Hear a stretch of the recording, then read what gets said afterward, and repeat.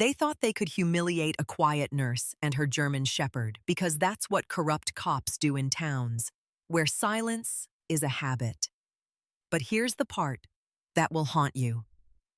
The woman in scrubs wasn't weak, and the dog under the booth wasn't just lying there. One decision, one casual act of cruelty, and a career built on fear started collapsing in real time on camera. It's 2:43 p.m. in Harbor Point, Maine. A neon sign buzzes coffee steams, and the air smells like salt and fryer grease. Claire Maddox sits alone, bones heavy from a 12-hour ER shift, trying to borrow warmth from a mug. Ranger, her trained German shepherd, is perfectly still beneath the table, watching her breathing like it's a vital sign. Stay to the end, and you'll see how quiet strength forces accountability when no one else will. If you're with her, hit like and comment where you're watching from. Harbor Point did not look like a place that made headlines. It looked like a place that avoided them. The town sat along a hard strip of Maine coastline where lobster boats rocked in gray water and gulls screamed like they had something personal to say. Salt lived in everything. It crusted on truck bumpers. It crept into door hinges. It stayed in your hair after a walk too close to the docks. In winter, the wind came off the water, sharp enough to make your eyes sting, and people learned to talk less, to conserve heat and words the same way they conserved fuel. Claire Maddox had learned that kind of economy long before Harbor Point. She practiced it without thinking the way a surgeon practices not wasting motion. She moved with a quiet precision that made small spaces feel bigger, like she could fold herself into the background if she wanted to. That was the version of her most people saw. They saw the scrubs. They saw the tired eyes. They saw a woman who worked too much and slept too little. They saw the kind of exhaustion that did not look dramatic, just constant. The kind that sat in the shoulders and never fully let go. They did not see the way her attention moved through a room, not scanning for gossip or familiar faces, but for angles and exits. They did not see how she measured distance without pausing, how she registered the placement of hands. The weight shift in a stranger's stance, the tiny changes in a voice that came before a problem turned into a threat. Those were not talents you picked up from triage alone. The hospital had taken most of her day. Harbor Point Medical was not big, but it was busy in the way small hospitals always were. It carried everything a larger city could not be bothered to hold. Crushed fingers from dock winches, carbon monoxide exposures from old heaters. A fisherman pulled from the water too late. A kid with a broken arm trying not to cry because his father was watching. It never came in clean lines, it came in waves. That morning, the trauma bay lights had been too bright white and unforgiving. The air had smelled like antiseptic and blood, like metal under a tongue. A monitor had chirped a steady rhythm until it did not. Nurses moved fast, shoes squeaking, sleeves rolled, gloved hands passing tools, with a speed that looked like choreography to anyone who had never stood inside the storm. Claire had stood at the foot of the bed and kept her voice steady. Her hands had been sure. People mistook calm for distance, but calm was a job. Calm was a duty. In the ER, panic could spread like infection. Somebody had to stay clean. A doctor called for access. Claire was already there. A patient's skin was cool and damp, the veins flat, the body fighting itself. Claire did not waste time. Hunting. She saw the map under the surface, the faint rise of a vessel, the small window between failure and function. She placed the line secured, it pushed fluids.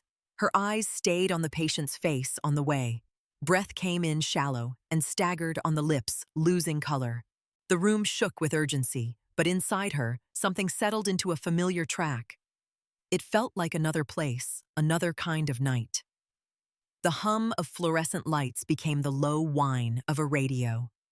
The tight circle of bodies around a bed became a tight circle around a wounded Marine in dust and darkness. The smell of antiseptic became a different smell, burnt cordite, and sweat and sand heated by sun. She did not chase those memories. She did not need to. They arrived on their own, sometimes sliding in through small doors the mind forgot it had left unlocked. A door slammed somewhere down the hall, and her lungs tightened before she told them not to. A gurney banged a wall, and her head lifted sharply. Her vision narrowed for a fraction of a second, the way it did when her body decided a sound meant danger. A warm pressure pushed against her calf. A steady weight. A quiet insistence. Ranger. Ranger was not supposed to be in the trauma bay, but he waited nearby when he could stationed with a handler, when rules required it close enough that Claire could feel him before she realized she needed him. In the staff corridor between cases, he leaned into her leg like an anchor, not begging, not distracting, just there, a living reminder that the moment she was in had walls and a ceiling and no incoming fire. Some service dogs barked, some pawed. Ranger did neither. He worked in silence, reading her the way a medic read a monitor. He caught the early signs, the slight change in her breathing, the way her fingers curled, the way her foot tapped twice, too fast. When that shift happened, he placed himself against her, a grounded weight that returned her to the floor beneath her shoes. The first time he did it, she almost apologized to him out of instinct, as if she had done something wrong by needing help. Later, she stopped apologizing. She started listening. By the end of the shift, Claire's muscles felt like they had been packed with wet sand. She cleaned her hands until her knuckles were pale, dried them, pulled her jacket over scrubs that smelled faintly of bleach and human fear. The hospital corridors were quieter now, but quiet never meant safe to her nervous system. Quiet was sometimes the moment before everything changed. She signed the final note handed off the last patient and walked out into air that stung her cheeks. Harbor Point's sky was low and washed out the sun there, but tired. Her car waited under a thin crust of salt dust in the employee lot. Ranger moved beside her with a practiced heel, his vest fitted close to his body, his leash slack. People looked at him and smiled sometimes. They saw a dog and the word service, and their faces softened. Claire did not mind the softness. She just did not let it touch anything important. The drive to Fletcher's diner was short. Harbor Point had only so many roads, and they all seemed to lead either toward the water or away from it. Claire kept her hands at 10 and 2 without thinking, eyes flicking to mirrors, to intersections, to the shape of parked vehicles. She did not speed. She did not brake late. She drove like someone who understood that a simple stop could become complicated if the wrong person decided it should. The diner sat near the edge of town, where the docks met the main street, a squat building with fogged windows and a sign that had been repainted more times than anyone could count. Fletcher's did not try to be modern. It served coffee that tasted like it had been brewed in the same pot since the 90s.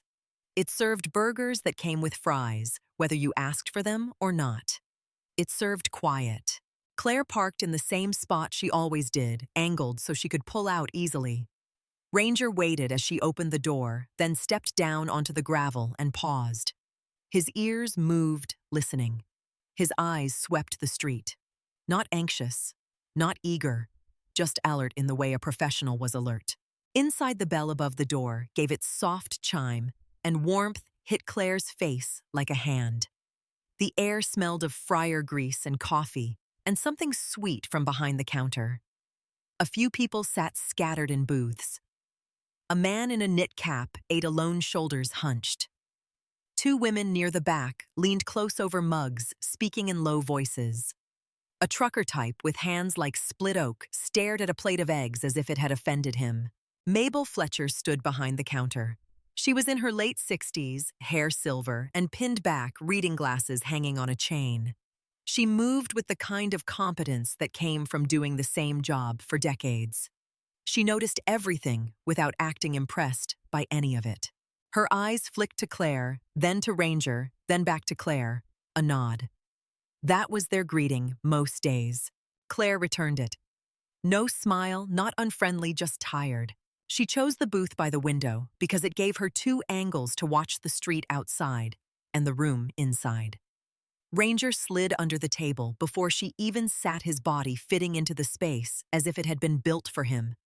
He lay down with his head on his paws, breathing slow. His stillness was not laziness, it was discipline. It was a dog doing his job without demanding applause. A waitress approached with a coffee pot already in hand. Her name tag read Jenna. She was in her 20s, hair pulled into a messy bun, cheeks red from moving fast. Jenna set a mug in front of Claire, poured without asking, then lowered her voice. Long one. Claire nodded once. Jenna's gaze drifted to Ranger. She softened in the way people did around him, but she did not reach to pet him. Mabel had trained her staff well. No distractions, no touching. Respect the vest. Jenna hesitated, then said, You hear about the docks? Claire blinked. A question like that in a town like Harbor Point could mean anything from an accident to a rumor to a death. What happened? Claire asked. Jenna's eyes flicked toward the window as if the street might answer. Boat got hit coming in. Not bad, but enough. Guy slipped. They brought him to you all right. Claire's mouth tightened. She remembered.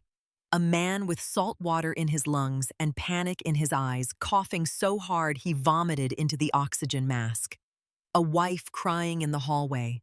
A son standing too still. He'll live, Claire said. Jenna exhaled like she had been holding her breath all day. Good. She left, and the diner returned to its small sounds. A spoon clicking against ceramic, a fryer popping, the low murmur of conversation that never rose enough to attract attention. Claire wrapped both hands around the mug and let the heat sink in. Her fingertips were cracked from washing. The warmth helped. She stared down at the coffee and let her eyes unfocus. Rest for her was not sleep. Rest was a moment where her body stopped waiting for impact. That was the hard part. Her mind knew she was safe in a diner in Maine. Her body did not always agree. Sometimes it started with a smell. Diesel exhaust that reminded her of generators in the desert. Sometimes it started with a sound. A phone vibrating that echoed a radio. Sometimes it started with nothing at all, just the sudden pressure in her chest like someone had tightened a strap. She did not talk about it with strangers. She did not post about it online. She did not carry it like a badge, even though she had earned enough badges to last a lifetime. There was a time when she had worn another uniform. There was a time when the world had been sand and heat and the taste of adrenaline. There was a time when she had learned how to pack gauze into a wound while bullets cracked overhead. How to make your hands steady when your heart wanted to tear through your ribs. She did not replay those moments for drama. She replayed them because they came back when her brain decided she needed to stay sharp. A flash of memory slid into the edges of her vision. A night so dark it looked blue. A hand pressed against a bleeding thigh. Someone breathing too fast. Claire's voice, younger, flat and controlled, saying, Look at me. Breathe with me. Stay here. She blinked and the diner was back. Ranger shifted slightly under the table. Not restless, just adjusting. His eyes stayed on her and she felt her own breathing slow in response. He did not fix her. He did not erase what lived inside her. He gave her something solid to hold on to when the ground felt like it wanted to move. Outside, a pickup rolled past. Tires crunched on gravel. Somewhere down the street, a gull cried like a warning. Claire took a sip of coffee. Bitter, hot, real. In Harbor Point, people knew how to mind their own business. They called it politeness. Sometimes it was. Sometimes it was fear with good manners. The sheriff's office sat 2 blocks from Fletcher's, a plain building with a flag out front and old paint on the trim.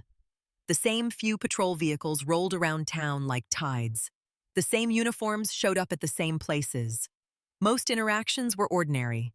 A traffic stop, a warning, a nod, a wave.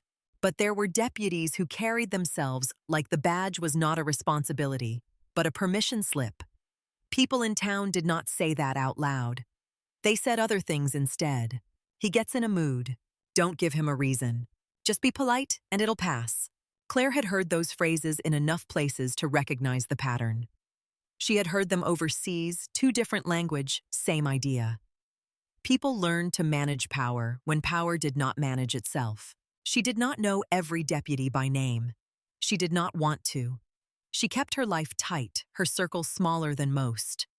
Work, home, Ranger, Fletcher's when she needed a quiet corner that was not her apartment.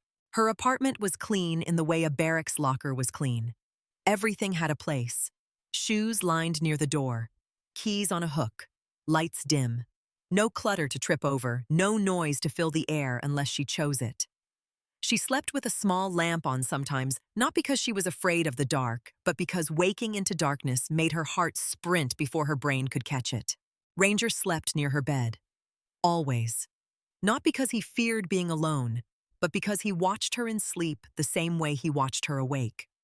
On nights when her breath hitched and her shoulders tensed, he rose and pressed against her, a steady warmth that reminded her that she was not in a foreign country. She was in Maine. She was in her own room. She was alive. At Fletcher's, she tried to keep things simple. No deep conversations, no confessions, just coffee. A plate of food if she could make herself eat. A few minutes where no one needed anything from her. Mabel understood that better than anyone. The older woman had taught high school before she took over the diner, and her eyes still held that teacher's ability to read a room. She could spot trouble the way Claire could spot shock. She watched patterns.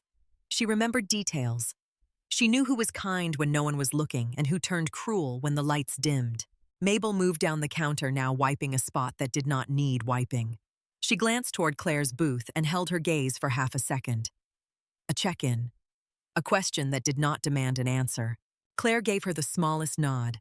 The moment held, then passed. In the booth behind Claire, one of the women leaned closer to the other voice, barely a whisper.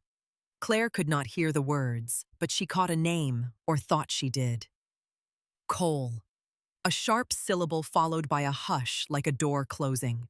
The other woman made a sound in her throat, not quite a laugh, not quite fear, something in between. Claire did not turn around. She did not need to. Ranger's ears angled slightly, then returned to neutral. He had heard it too. Claire kept her eyes on the window. She watched the street like a habit, not an obsession. A mail truck went by. A man crossed the road carrying a crate. Nothing dramatic, nothing urgent. Still, her shoulders did not drop. She thought about the man from the docks. His lungs had filled with water and panic, and he had looked at her like she was the only thing between him and the end. She had done what she always did. She had stabilized. She had reassured. She had moved him forward one step at a time. People believed nurses were soft because nurses used gentle hands. They did not understand that gentleness and weakness were not related. You could hold a child's wrist for an IV and still be made of steel. You could speak quietly and still control a room full of chaos. Claire's phone buzzed once on the table. A notification from the hospital scheduling system. An extra shift, posted. She ignored it. Not because she did not need money, because she needed 1 hour where her brain was not working a problem. She turned the phone face down. Ranger's nose appeared briefly near her knee under the table. A light touch. A reminder. She placed her hand down, fingers brushing his fur for a second, then lifted it away. She did not pet him the way people petted pets. She touched him the way you touched a pulse point, brief and purposeful, confirming what you already knew. Jenna returned with a plate. Toast, eggs, the kind of meal that showed up whether you asked for it or not. She set it down and tried for casual. "You okay today?" she asked. Claire looked up. Jenna's eyes were curious, but not invasive, concern without drama. It reminded Claire of good nurses, the kind who asked a question because they meant it, not because they wanted a story. "Tired," Claire said. Jenna nodded like that was the most honest answer in the world. She glanced around the diner, then lowered her voice again. "You see those two in the back?" she asked, indicating the women behind Claire without pointing. They came in earlier, asking if the cameras still worked. Claire's gaze sharpened. Mabel's cameras. Jenna nodded. Mabel put them in after that break-in years ago. She checks them like it's homework. Those ladies said someone's been messing with cars in the lot. Mabel told them nothing gets past those cameras. Jenna swallowed. She said it like she was repeating a line she had been told. Claire did not respond immediately. She did not like the idea of anyone caring about cameras in a town like this unless they were afraid of being seen. It could be nothing. It could be everything. Harbor Point had plenty of petty crime. Kids breaking into cars, drunks stumbling out of bars, people doing stupid things because life was small and boredom was big. But the way Jenna said it, the way her voice tightened, made Claire file it away. Jenna straightened, picked up the coffee pot, and moved on. Her footsteps were quick, but her shoulders were tense. Claire looked down at the eggs. Her appetite was distant, but she forced a bite. Fuel. That was how she thought about food when she was tired. Not pleasure, not comfort. Fuel. A man at the counter laughed at something on his phone. The sound was too loud in the small space. A couple in the corner murmured to each other, heads close, their hands wrapped around mugs like they were warming their fingers and their secrets. Claire ate slowly. Ranger remained still. Minutes passed. The clock above the counter ticked in small, steady increments. Outside, clouds moved over the sun, and the light in the diner shifted, becoming flatter, more gray. Claire's gaze drifted toward the door, without her meaning to. Her body did it on its own, sometimes tracking entry points the way eyes tracked movement in brush. She did not fight it. Fighting it made it worse. She acknowledged it and let it be. In her mind, she heard a voice from long ago, a sergeant with tired eyes, saying, "Watch the door, Doc." People die when you stop watching the door. She breathed out slowly. Ranger's tail did not move. His breathing stayed even. He was not anxious. He was ready. The bell above the diner door rang. The sound was sharper this time, not because the bell had changed, but because the air in the room changed around it. Boots hit the floor hard enough to be heard over the fryer. Laughter came in with the cold, like it belonged there. Claire did not turn her head right away. She felt it first. The shift in posture from the people already inside, the way conversations thinned, the way someone at the counter stopped mid-sentence, the way Jenna's shoulders rose, then locked. Ranger's ears lifted, then settled into a forward, attentive position.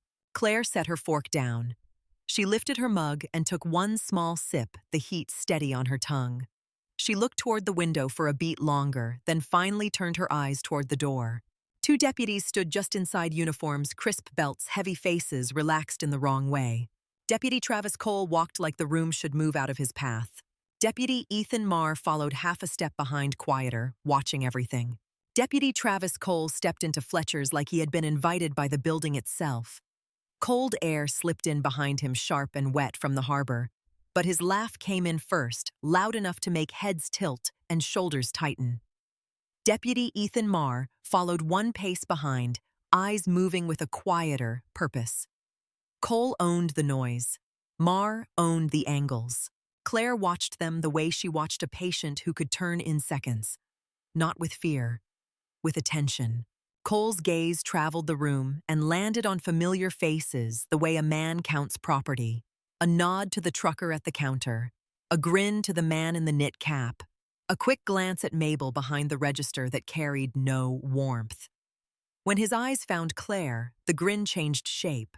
He looked at her scrubs like they were an insult. He walked to the counter, slapped 2 fingers against the laminate, and leaned toward Jenna, as if his voice needed an audience, even when he was ordering food. "Coffee," Cole said, "and whatever's fastest." Jenna reached for a mug without meeting his eyes. Her hands were steady, but her shoulders sat high tight like a drawn bow. Cole's attention stayed on Claire's booth. He did not bother to lower his voice. "You all see that," he said, nodding toward her. "Hospital scrubs, little nurse taking a break. Must be exhausting saving the world and all." A few people gave the kind of uncomfortable half smile that existed only to survive a moment. No one laughed. That did not stop Cole from acting like they had. Marr said nothing. He watched. His gaze flicked from Claire to the window, to the door, then to Ranger under the table, as if he had already noticed the dog's outline in shadow. Claire kept her mug in her hands. She did not look away. She also did not engage. She held her face neutral, her breathing even the way she did when a drunk patient tried to bait her into a reaction. Cole took his coffee from Jenna and did not drink it. He left it steaming on the counter like it was a prop. He turned and started toward Claire with the easy confidence of a man who had never been meaningfully corrected. The diner's sound changed as he moved. Conversations thinned. A fork paused mid-air. The fryers popped in the kitchen suddenly loud. Cole stopped at the end of Claire's booth, close enough that his belt buckle caught the light. The badge on his chest gleamed as he leaned in, letting the weight of it do the talking. "Well," he said, smiling down at her like she was a child who had wandered into an adult room. "You okay there?" Claire took one slow sip of coffee. Cole's smile twitched. He waited for something. A flinch, a nervous laugh, an apology for existing. Claire set the mug down carefully and returned her hands to the cup, palms curved around heat. Her gaze stayed level, not confrontational, not submissive. Just present. Cole angled his head. "You hear me, nurse?" Claire's eyes held steady. The silence was not empty. It was deliberate. The kind of quiet that refused to feed a fire. Cole exhaled through his nose. A short, amused sound that carried irritation under the surface. "You people are always like this," he said louder, now. "Acting like martyrs. Like you do the hard jobs. You want a medal for changing bedpans." Jenna froze behind the counter. Mabel's face did not change, but her eyes sharpened the way a teacher's did when a student crossed a line. Claire did not correct him. She did not explain trauma bays or chest compressions or holding pressure on a wound that would not stop bleeding. She did not waste breath.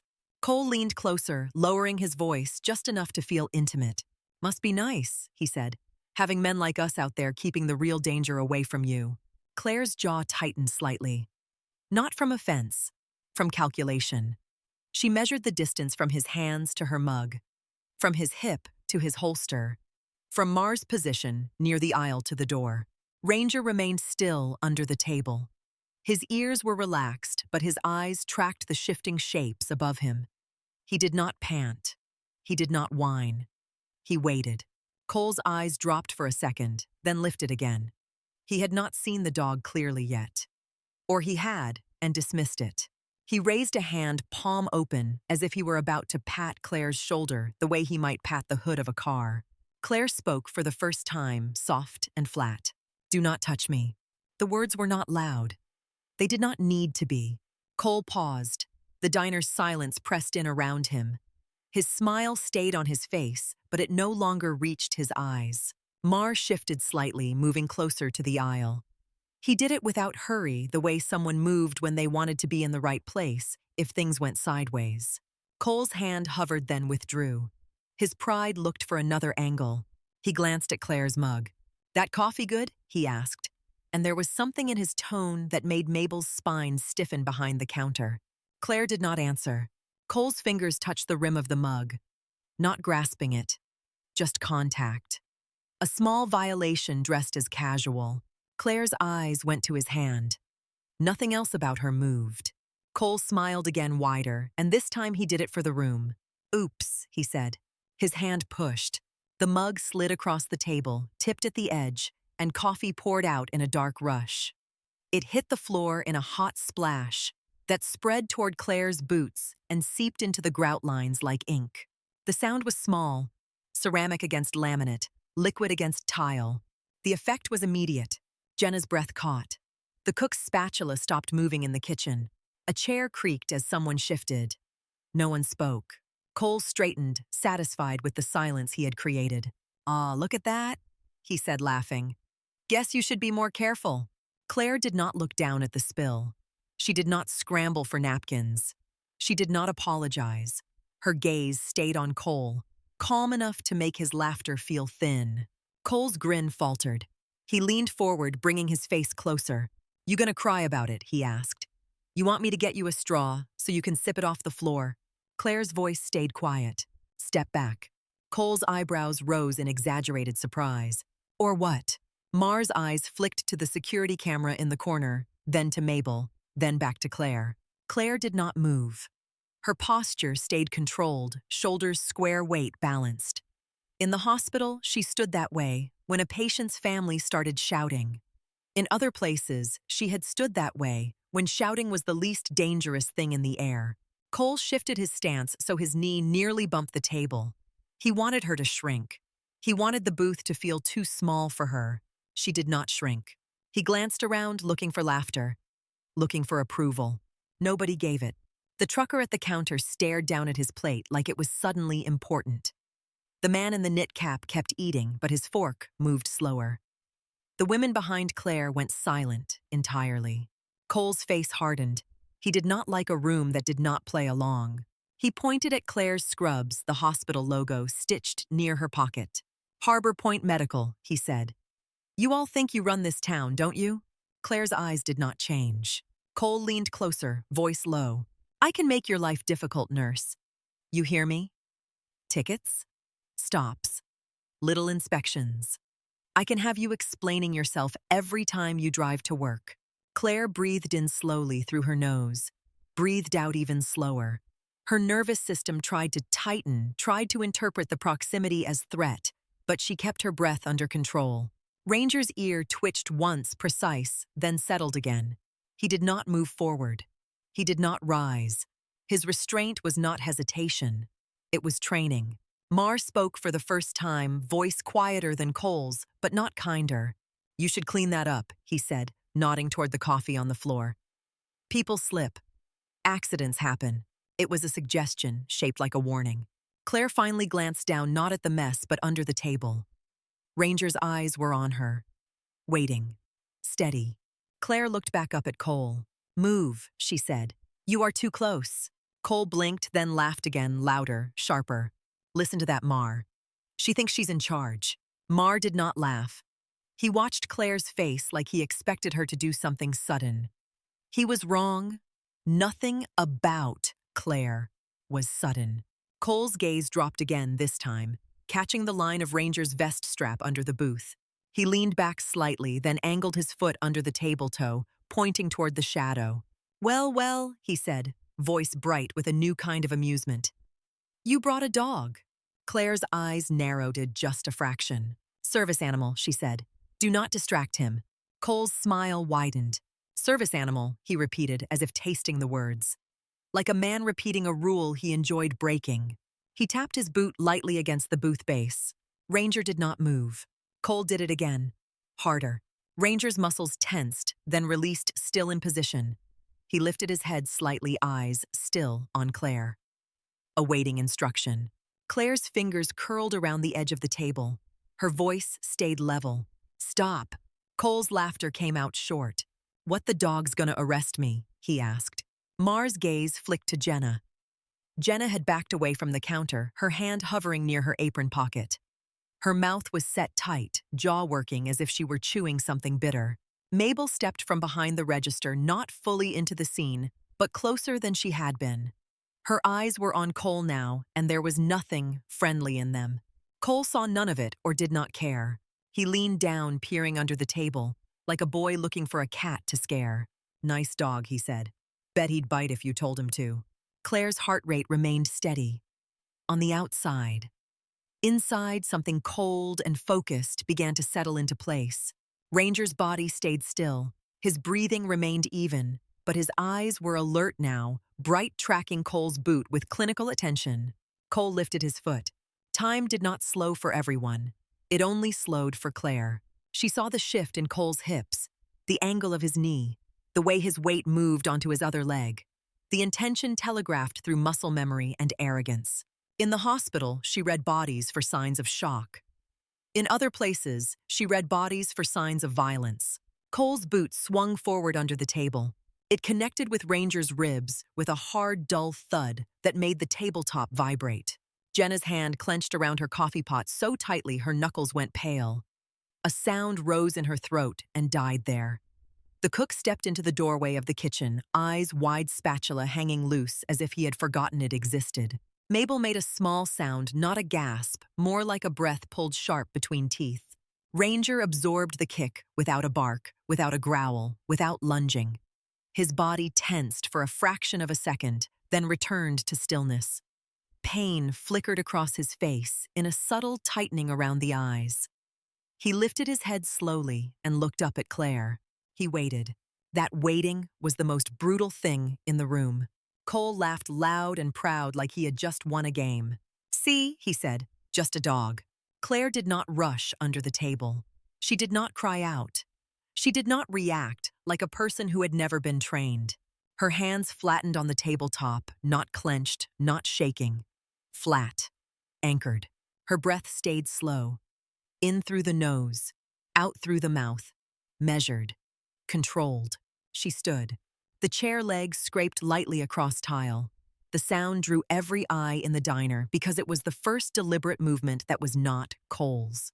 Claire rose to her full height. She was not tall, but her posture made height irrelevant.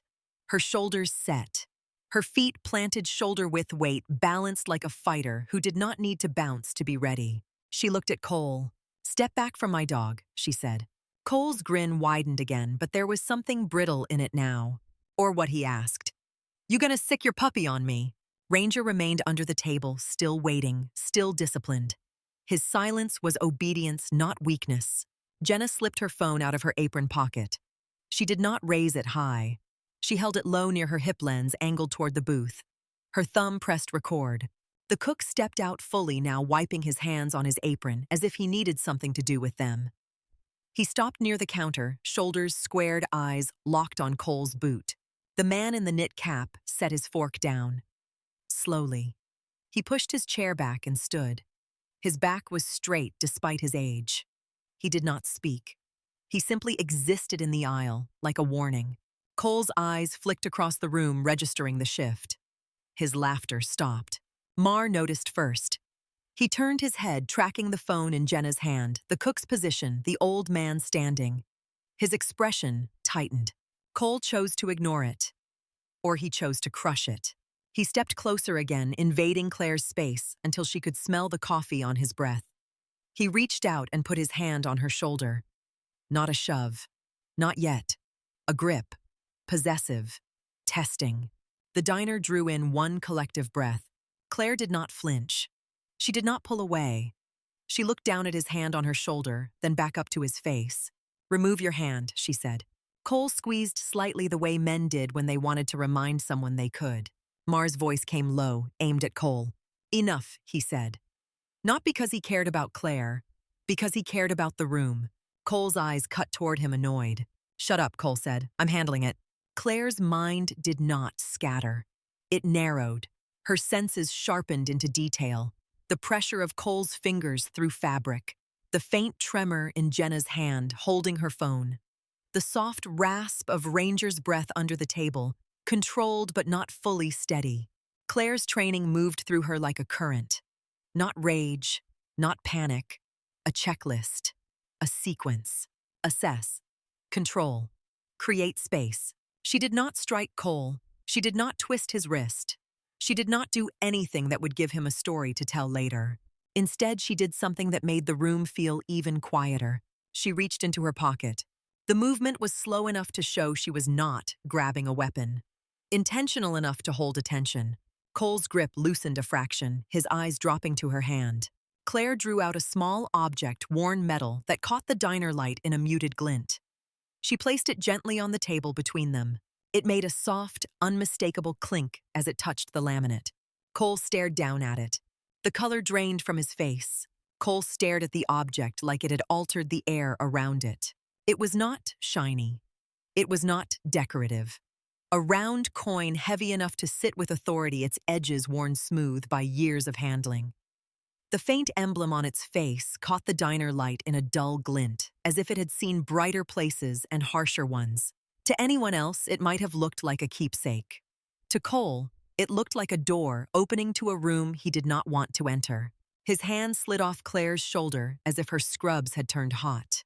Mar leaned in a fraction, eyes narrowing, reading the markings the way he read threats. The quiet deputy's expression shifted not into fear exactly, but into calculation. His gaze lifted from the coin to Claire's stance, then down again toward Ranger under the table, and for the first time he looked less amused and more alert. Cole swallowed, his throat bobbed. Claire did not explain it. She did not say a word about the Marines. She did not offer a resume or a warning. She let the silence do its job. Under the table, Ranger's eyes stayed on her, waiting disciplined, even with pain flickering behind his calm. Claire could feel that pain like a pulse in the room. It sat under everything steady and bright. Cole forced a laugh that did not land. "That's supposed to impress me," he said. But the question came out thinner than he intended. Claire's gaze did not move. "Remove yourself from my space," she said. Cole shifted his weight back half a step, not because he wanted to, but because the room had begun to stand up around her. The cook at the counter had moved closer, hands empty, but ready. The older man in the knit cap stood in the aisle like a quiet barricade. Jenna kept her phone angled, recording jaw locked. Mabel Fletcher was no longer behind the register. She had stepped closer along the counter line, not rushing, not dramatic, but present, her eyes pinned on Cole's boot like she was memorizing it. Cole glanced around and saw, maybe for the first time, that his audience had changed. His smile tried to return. It failed. Mar's voice came low, aimed at Cole again. "We should go," he said. Cole shot him a look, angry at the suggestion, angry at the room, angry at Claire's calm. He pointed down toward the booth with 2 fingers like a man marking a target. "You think you're untouchable," he said to Claire. "You think you can walk in here and order people around." Claire did not respond. Cole's eyes dropped toward the floor where coffee had spread and cooled into a dark smear.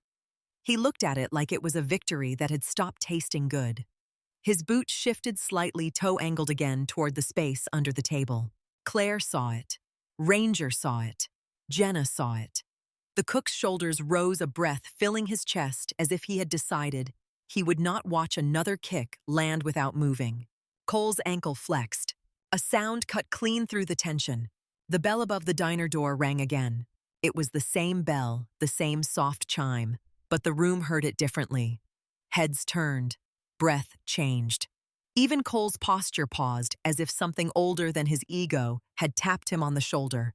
A man stepped inside and closed the door behind him with a steady hand. Sheriff Nolan Briggs did not bring noise with him. He brought weight. He stood for a moment just inside the entrance, letting his eyes take the room in without rushing. Late 50s, broad through the shoulders, hair cut short and gone mostly gray. His uniform looked lived and not sloppy, worn by someone who worked. His face had the lines of cold mornings and long nights, the kind you did not get from sitting behind a desk. He did not ask what was going on right away. He looked. He saw the coffee on the floor, the waitress holding her phone low and steady. The cook squared at the counter. The older man planted in the aisle. He saw Cole's stance close to Claire's booth and Mar positioned to the side like a second wall. Then he saw the coin on the table. Briggs's eyes fixed on it for a fraction of a second, and something shifted across his expression so quickly most people would miss it. Recognition. Not surprise. Recognition. His gaze moved from the coin to Claire's face. Claire met his eyes without changing her posture. For a moment, the diner felt like it had been cut out of time. No one spoke. Even the fryer in the kitchen seemed quieter, as if the building itself had leaned in. Briggs' shoulders squared. The movement was small, but it carried a kind of memory. He lifted his right hand to his brow and saluted. Not for show. Not for anyone else. Sharp and clean like muscle memory. A sheriff saluting a woman in scrubs at a diner booth. Cole's mouth parted. No words came out. Mar's eyes flicked to Cole, then back to Briggs, and his face tightened as if he had just realized how far off script they were. Claire did not return the salute with a theatrical gesture. She gave Briggs a slight nod, the smallest acknowledgement professional, and contained like 2 people recognizing each other in a place that did not know what they shared. Briggs lowered his hand and turned toward his deputies. "Outside," he said. His voice was not raised. It did not need to be. It carried across the diner like a lock clicking shut. Cole blinked. "Sheriff," he started, smile trying to rebuild itself. "This is nothing, just a little misunderstanding." Outside, Briggs repeated, and this time the word felt like an order that came with consequences. Cole's eyes darted to Mar as if looking for backup. Mar did not give it. Mar's gaze stayed on Briggs, and whatever was in Briggs's face made Mar step back without being told. Cole hesitated one more second, then took a step away from Claire's booth. His pride tried to resist, but his body moved anyway. Briggs watched them, eyes steady. Now he said, Cole turned toward the door, his boots heavier than when he had entered. Marr followed jaw tight, eyes dropping once to the coin on the table before he looked away. As the deputies moved, the room exhaled in small, uneven breaths, like people realizing they had been holding air in their lungs for too long. Briggs did not follow them immediately. He stayed inside, letting the door close behind the deputies, cutting off a slice of cold air. He looked back at Claire. "You hurt?" he asked. Claire's eyes went down under the table. "Ranger," she said. Her voice stayed steady, but the single word carried everything that mattered. Briggs' gaze followed hers. Under the booth, Ranger lay in the same position, head lifted, now eyes on Claire. His body was still, but Claire could see the tension near his ribs, the guarded way he held himself, it said. Claire crouched careful with her knees, one hand braced against the booth seat. She slid her other hand under the table toward Ranger's chest, slow and deliberate, not startling him. Ranger's eyes stayed on her face. He did not whine. He did not lick her hand. He only breathed. Claire's fingers moved along his ribcage with practiced precision, the way she palpated a patient's abdomen, the way she checked for tenderness without causing more pain. She felt the smallest flinch under her fingertips, barely there, but real. Her jaw tightened. "Okay," she murmured. Not reassurance for the room, reassurance for him. "Okay." Ranger's ears eased a fraction. He stayed still, trusting her. Briggs watched the assessment without interrupting.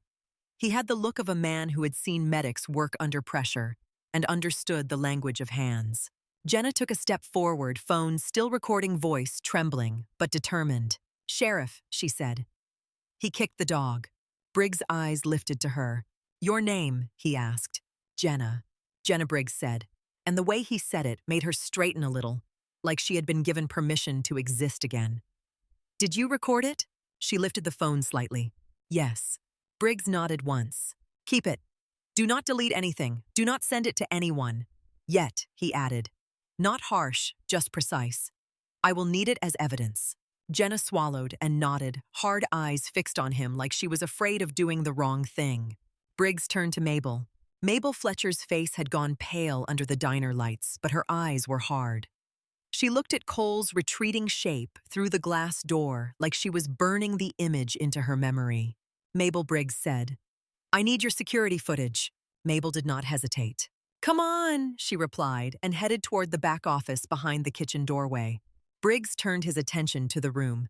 "I need witnesses," he said, voice calm, controlled. "Anyone who saw what happened, I need your names." The cook stepped forward first, his voice tight. "I saw it, Sheriff. Clear as day." Briggs nodded. "Name: Caleb Ward." Briggs repeated it quietly like he was filing it away exactly where it belonged. The older man in the knit cap stepped closer, standing beside the aisle. "Walter Haynes," he said. "I saw enough." Briggs met his gaze. "Thank you, Walter." Walter's mouth twitched slightly, something like relief and anger mixed together. Briggs looked back at Claire. "Claire Maddox," he said, not asking, stating it with certainty. Claire rose from her crouch, slow and controlled, and nodded. "Sheriff." His eyes dropped briefly to the coin, then back to her face. "Is your dog able to walk?" Briggs asked. Claire looked down. Ranger's eyes met hers. She gave him a small hand signal, subtle, the kind nobody else in the room would notice. Ranger's body tensed, then he shifted carefully, pushing up to a sit first. He held himself a fraction too stiff. Claire's chest tightened, but her face stayed steady. "He can walk," she said. "But he needs a vet." Briggs nodded. "He will get one." Mabel returned from the office doorway. "It's all on there," she said, and there was a tremor in her voice that sounded like anger held in check. "Every angle. Sound too." Briggs stepped toward her. "I need a copy," he said. "Now." Mabel motioned him back. "This way." Briggs glanced toward Jenna. "Jenna," he said, "keep recording if you can. If anyone tries to take your phone, you do not hand it over. You call me." Jenna nodded again, eyes wide. Briggs looked at Caleb. "Caleb, stay here. I will be back for your statement." Caleb crossed his arms, then uncrossed them, hands flexing as if he did not know what to do with the adrenaline in his blood. Briggs followed Mabel toward the back office. Claire stayed near the booth, her body between Ranger and the rest of the room, by instinct. She kept her eyes on the door. Through the glass, she could see the deputies outside on the sidewalk. Cole paced a step, then stopped. His hands moved as he spoke the motion of a man trying to talk his way out of gravity. Mar stood still, looking at the ground, then up at the street, then back toward the diner door. He looked like he wanted to disappear into his own shadow. Claire's breath remained steady. She did not stare at them. She did not need to. She watched the environment the way she always did, and she stayed close to Ranger. Ranger stood beside her now, not pressed against her leg, but near enough that she could feel his presence like a solid line. He did not lean. He did not whine. He simply stood, working even in pain, eyes alert, ears forward. Jenna approached carefully, staying a respectful distance. "I am sorry," she said, and her voice cracked slightly. "I should have done something sooner." Claire looked at her. "You are doing something," Claire said. Jenna swallowed, blinking hard. "He does that," Jenna said almost to herself. "He comes in here, and he does that, and everybody just waits for it to be over." Claire did not answer. She understood the sentence too well, even though the places were different. Mabel's office door was closed. The kitchen behind it stayed quiet, the cook no longer moving spatula, forgotten. The diner felt suspended, caught between moments. Claire's eyes flicked up to the security camera in the corner. It sat there like a small black eye, silent and steady. A soft shuffle sounded behind her.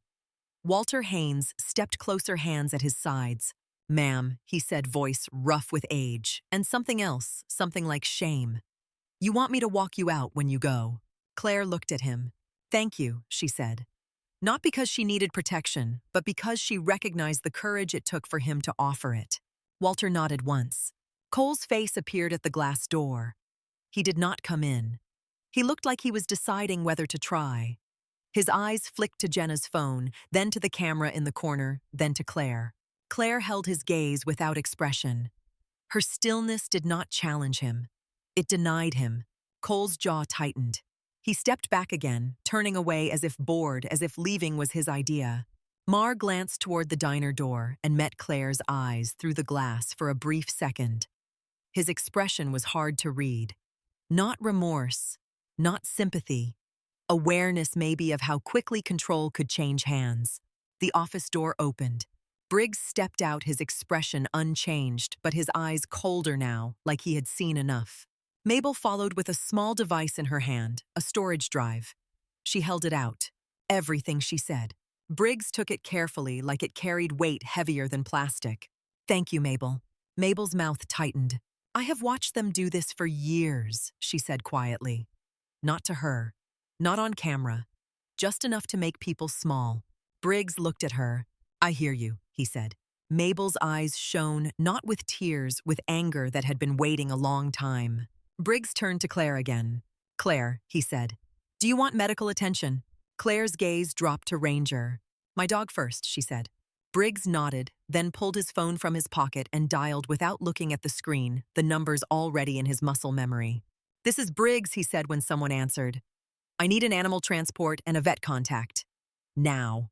He listened, eyes on the diner door, then gave an address. Fletcher's Diner, Harbor Point. He ended the call and looked at Jenna. "Jenna, I will need your video." "I will. Take a copy. Keep the original."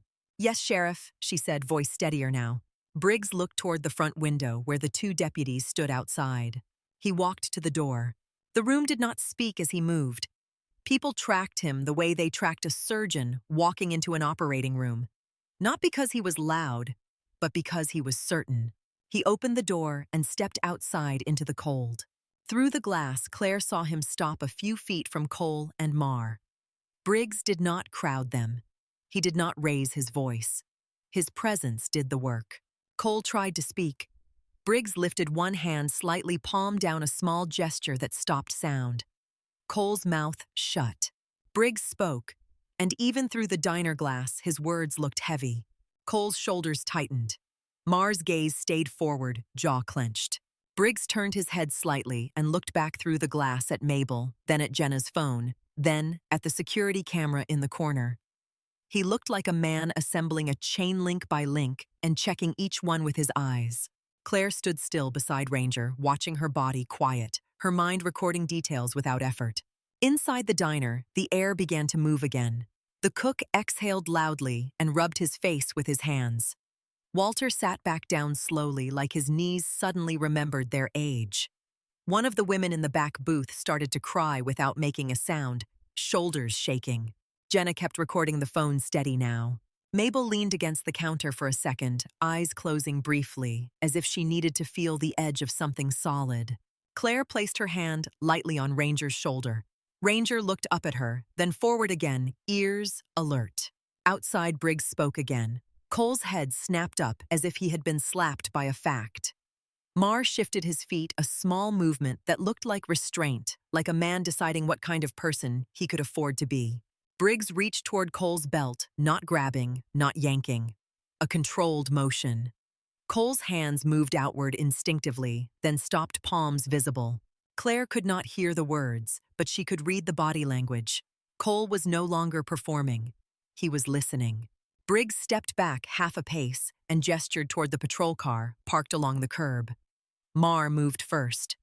Cole followed, stiffness in his shoulders, anger trapped behind his face. Briggs remained beside them, posture straight, eyes steady. Claire watched until the door of the patrol car opened and the deputies positioned themselves where Briggs directed. The scene outside felt procedural, not dramatic, which made it more real. Briggs turned and looked back at the diner door once more, meeting Claire's eyes through the glass for a brief second. Claire held his gaze, then glanced down at Ranger. Her hand tightened lightly against his fur, just enough to tell him she was there. The bell above the diner door did not ring this time, as the world shifted into motion again. The cold hit Sheriff Briggs first, a wet coastal bite that crawled under a collar and stayed there. Cole's face had gone tight and shiny, like skin stretched over bad decisions. Marr stood a little farther back, shoulders squared, jaw-locked eyes sliding anywhere but the diner windows. Briggs spoke to them in a low, controlled voice that did not invite argument. He did not posture. He did not perform. He simply repositioned the scene into procedure. Inside, the tension held for a few seconds longer, then loosened in uneven pieces. Caleb Ward rubbed both hands over his face, as if wiping off what he had seen. Walter Haynes sat down like his knees had finally remembered they belonged to an old man. Mabel Fletcher stared at the coffee stain on the floor, not cleaning it yet, as if it mattered that it stayed visible for a moment. Claire stayed upright beside the booth. Ranger's body remained close, his breathing steady enough to fool anyone who did not know what to look for. Claire knew. Her fingertips rested lightly against his shoulder, measuring the small shifts, the guarded tension near the ribs, the way his weight favored one side by the width of a secret. Jenna's phone screen glowed in her hand. The camera app still ran. Her recording timer climbed. She had been so focused on holding the frame that she had not felt her own hand shaking until it started to steady. A buzz lit her screen again. Then another. Jenna's eyes dropped and widened. A message banner slid across the top, then another, then another. Her sister's name, then a cousin, then someone from high school she had not spoken to in years. Jenna's mouth went dry.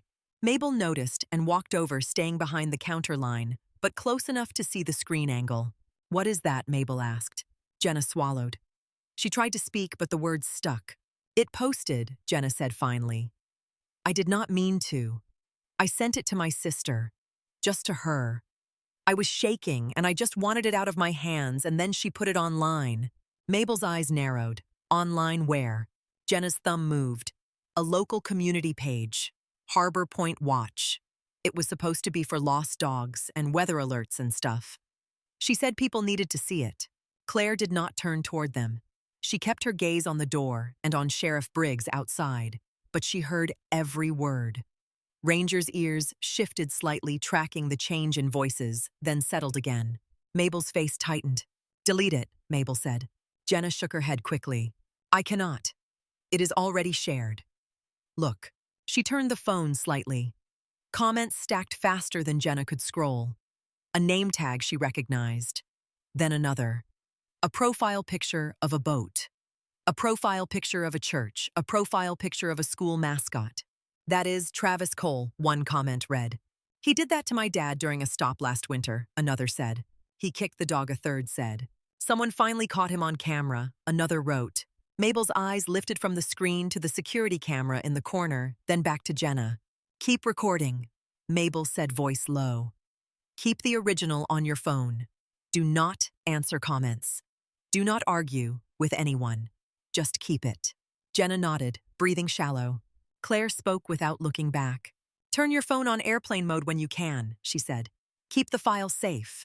Jenna blinked, surprised that Claire spoke at all. Then she nodded hard. Okay.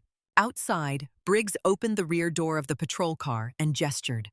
Mar stepped in first, stiff and silent. Cole hesitated, glancing back toward the diner, and his eyes found Claire through the glass. He tried to summon the same smug smile he had worn earlier. It did not arrive. His lips twitched into something smaller, more desperate. Briggs said something again. Cole's shoulders slumped a fraction, and he got in. Briggs closed the door and stood for a moment with his hand on the roof, looking through the windshield at the two men seated behind glass and metal. Then he stepped away and returned toward the diner door. When he came inside, the bell gave a softer chime than before, as if the building itself had calmed. Jenna's phone remained angled low. Claire watched Briggs clock it immediately. Briggs stopped near the entrance. His eyes moved to Mabel, then Jenna, then the camera in the corner. He did not speak right away. He looked like a man assessing damage not to his reputation, but to a system that had developed hairline fractures long before today. Briggs walked to Jenna. Jenna, he said steady, your sister posted it. Jenna's face flushed. I did not mean to, Sheriff. Briggs nodded once. I know. I am not here to scold you. I am here to contain this. He held out his hand. I need the video. I will take a copy right now. You keep the original. Jenna's fingers fumbled on the screen. Claire saw the tremor in her knuckles. Jenna handed the phone over, and Briggs leaned against the counter, scrolling with practiced care, sending the file to a secured evidence transfer app on his own phone. He did it without fanfare, without making Jenna feel smaller. When he was done, he handed her phone back. Now, he said, listen to me. If anyone contacts you about this media, lawyers, friends, strangers, you do not give statements without me or someone from the county present. You tell them you provided evidence to law enforcement. That is it. Jenna nodded, swallowing. Yes, Sheriff. Briggs turned to Mabel. Mabel, he said, your footage is already secured. Mabel's voice came rough. I do not trust it to stay secured. Briggs met her gaze. You should not have to trust it, he said. You should have to verify it. You will. I will give you a receipt for the drive. You will get a copy of the evidence log. You will know exactly where it is. Mabel's jaw worked. He kicked her dog, she said.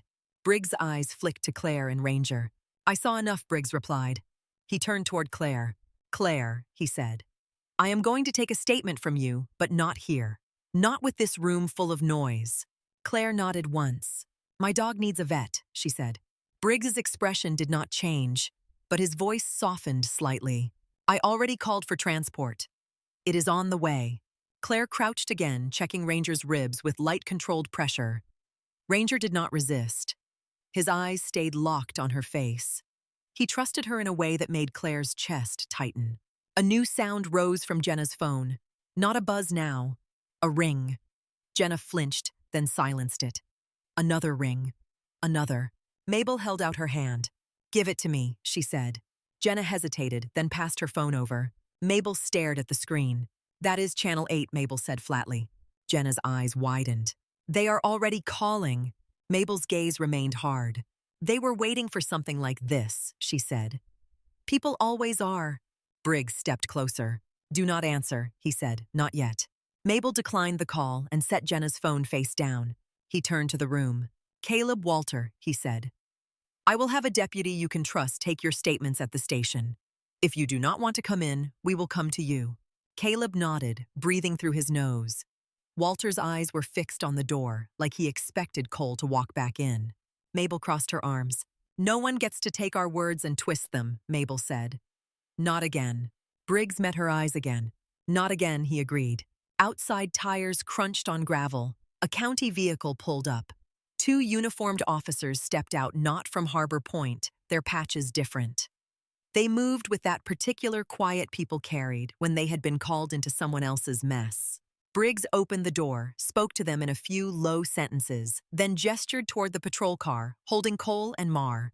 The officers nodded. One of them approached the patrol car with a key in hand. Claire watched Cole's head snap toward the movement. His eyes darted. He tried to speak through the glass. The officer did not respond. Marr sat still, staring straight ahead. Briggs returned inside and looked at Claire. "We are going to move you and Ranger," he said. "I want you out of this building before it turns into a circus." Claire stood palm lightly on Ranger's shoulder. Ranger rose carefully, a fraction too stiff, then settled into a controlled heel at her side. Mabel stepped around the counter and picked up a coat from a chair. "Put this on," she said to Claire. "It is cold and people are going to be stupid outside." Claire took it surprised. She slid her arms into it without a word. Mabel's gaze flicked down to Ranger. "I am sorry," she said quietly, and her voice carried an old anger that had been waiting for a place to land. Claire's eyes held hers. "Thank you," Claire said. The animal transport arrived less than 10 minutes later. A white van with a clinic logo pulled up near the front. A technician in scrubs stepped out calm and professional, carrying a stretcher that looked too big for a dog until you saw Ranger's size. The technician glanced at Ranger and then at Claire. "He can walk," she asked. He can," Claire said, but he took a kick to the ribs. The technician's face tightened. "Okay, we will move him carefully." Claire crouched again close to Ranger's head. "Easy," she murmured, and Ranger's ears flicked toward her voice. He stood still as the technician slid straps around him. Claire's hand remained on Ranger's neck, steady and light, her fingers brushing the short fur just behind his ear. Ranger allowed himself to be guided onto the stretcher without a sound. No growl, no whine. His discipline was absolute. Jenna watched with tears on her cheeks that she did not wipe away. Caleb stared at the floor like he wanted to burn a hole through it. Walter's hands trembled slightly as he held them at his sides. Briggs walked beside the stretcher as it moved toward the van.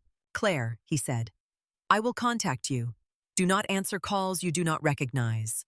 Claire nodded, then climbed into the passenger seat of the van without needing help. Her posture stayed controlled, but her eyes tracked every movement, every face near the curb. As the van pulled away from Fletcher's, Claire saw people already gathering outside. Not a crowd yet. A handful. Phones in hands. Curiosity wearing winter hats. Harbor Point had not been loud 10 minutes ago. Now it vibrated. The veterinary clinic was in the next town over, a clean building with bright lights and the faint chemical scent of disinfectant. Claire walked through the doors beside the stretcher, her steps measured. Ranger's eyes stayed on her, even as the technician guided him toward an exam room. A veterinarian met them in the hallway. Mid-40s, dark hair pulled back tired eyes with a practiced calm. Her badge read, Dr. Priya Desai. Dr. Desai took one look at Ranger's posture and nodded. "Ribs?" she asked. "Yes," Claire said. "Any vomiting? Any coughing? Any collapse?" "No." Dr. Desai's gaze flicked to Claire's face, reading her the way professionals read stress. "You are medical," she said. Claire nodded. "Trauma nurse." Dr. Desai's mouth tightened slightly, as if she understood the weight of being the calm person in a room full of damage. "Okay. We will do a full exam and imaging. You can stay with him if he remains calm." "He will," Claire said. Ranger was moved onto a padded table. He stayed still, eyes following Claire. Claire stood near his head, one hand resting lightly on his neck. Dr. Desai palpated Ranger's ribs with careful pressure. Ranger's breath shifted slightly. His eyes narrowed for a moment, then returned to Claire. Dr. Desai's fingertips paused over one area. "There is tenderness here," she said. "Could be bruising. Could be a fracture. We will do X-rays." Claire's jaw tightened. "Pain medication." "Yes," Dr. Desai said. "We will manage it. We will also check his lungs for any compromise." A technician brought in a small syringe of medication. Dr. Desai explained the dose. Claire listened without interrupting. Ranger took the injection without movement. "Good boy," the technician whispered. Claire did not whisper praise. She did not need to. Her hand remained steady on Ranger's neck, and Ranger's breathing eased slightly. While the clinic prepared imaging, Claire stepped into the hallway and checked her phone. It was already blowing up. Unknown numbers, voicemails, texts from a coworker, a message from her charge nurse that simply read, "Are you safe?" Claire typed back with concise fingers, "Safe. Dog at vet. I will be in for my shift." She did not elaborate. She did not explain. She did not ask for sympathy. Another text came in from a number she did recognize. Sheriff Briggs. "I have your statement scheduled at the station at 1900. If you prefer another location, tell me." Claire read it once, then replied, "Station is fine. I will come after vet." She put her phone back in her pocket and stared at the clinic wall for a moment. The paint was a neutral beige meant to soothe. It did not soothe. Her body wanted to ramp up, wanted to turn the day into a loop of vigilance and anger. She felt it rising under her skin, the old wiring trying to do its job. A soft sound behind her. Ranger's tags. Not from movement. From a technician lifting his collar slightly. Claire breathed in slowly and exhaled. In through the nose, out through the mouth. Measured. She did not fall apart in hallways. She had learned that long ago. Dr. Desai returned after a few minutes. "We are ready," she said. Claire walked back into the room. Ranger's eyes found her immediately. They took X-rays. Ranger stayed still, even when his body was positioned in ways that clearly hurt. Claire watched his breathing and the tension in his jaw. She kept her own face controlled. When it was done, they returned Ranger to the table. Dr. Desai stepped out to review the images. Claire remained with Ranger, one hand on his shoulder, now fingers pressing lightly into muscle. "You did good," she murmured, and Ranger's ears flicked the smallest response. The door opened again. Dr. Desai stepped in holding a tablet. She angled the screen toward Claire. "You can see bruising here," she said, tracing with a finger. "And here." Claire's eyes followed the image with clinical focus. "Any fracture." Dr. Desai zoomed in and paused. "Hairline fracture on one rib," she said. "Not displaced. His lungs look clear. No pneumothorax." Claire exhaled a breath she had not realized she was holding. "Treatment," she asked. "Pain management. Rest. No heavy activity. We will monitor him. I want to keep him for a few hours for observation, then he can go home with you if he remains stable." Claire nodded. Her mind filed the instructions the way it filed medication orders. Dr. Desai's gaze softened a fraction. "He is very well trained," she said. Claire's mouth tightened. He had to be. Dr. Desai did not press. She handed Claire paperwork and a receipt. The number at the bottom was not small. Claire did not flinch. She had paid for worse things. Back outside, dusk had started to fall. The sky over Maine turned the color of steel. Claire sat in her car in the clinic parking lot for a moment, hands on the steering wheel, eyes fixed forward. She could hear the distant gulls even here, their cries thin and sharp. Her phone buzzed again. A voicemail. Unknown number. She did not listen. She deleted it. Another text came in from a coworker, a nurse named Kelsey. "Girl, you are all over Facebook. Please tell me you are okay." Claire replied with 3 words. "I am at vet." She started the car and drove toward the sheriff's station. Harbor Point looked different now. Not physically. The same buildings, the same docks, the same wind. But the town's energy had shifted. People stood in small clusters on sidewalks, phones out, heads close. A man at a gas station pointed at his screen and shook his head hard. A woman outside the grocery store looked up as Claire's car passed, eyes wide, as if she recognized the vehicle or the posture inside it. Claire kept driving. At the sheriff's station, the parking lot was fuller than usual. A news van was parked near the curb, camera tripod still folded but ready. 2 reporters stood by their vehicle, scanning faces like predators looking for the right reaction. Claire parked farther down the lot and walked toward the side entrance. Sheriff Briggs had told her to come through there. She did. Inside, the station smelled like old coffee and paper. Fluorescent lights hummed. A deputy at the desk looked up and froze for a moment. His eyes went to Claire's scrubs, then away, as if he did not know what he was allowed to feel. Briggs met her in a hallway. "Claire," he said. "Sheriff." He gestured toward a small interview room. "We will do this quickly," Briggs said. "Captain Reyes is here." Claire's gaze sharpened. Internal affairs. Briggs nodded once. Yes. Claire walked into the room. A woman sat at the table with a laptop open and a folder stacked beside it. Mid-40s hair cut short, posture straight. Her eyes were steady and tired in the way competent people were tired. She stood as Claire entered. "Claire Maddox," she said. "Captain Naomi Reyes." Claire shook her hand. Reyes's grip was firm, not performative. "Have a seat," Reyes said. Claire sat back straight. Her hands rested on the table, fingers relaxed, not clasped. Reyes slid a form toward her. "This is your statement acknowledgement. It explains that you are providing information for an internal investigation. It is not a gag order. It is simply documentation. Read it." Claire read it. Her eyes moved fast. She signed. Reyes opened the folder. "Tell me what happened from the moment you entered Fletcher's," Reyes said. Claire spoke without dramatics. She described the booth by the window. Ranger under the table. Coffee placed in front of her. Cole and Marr entering.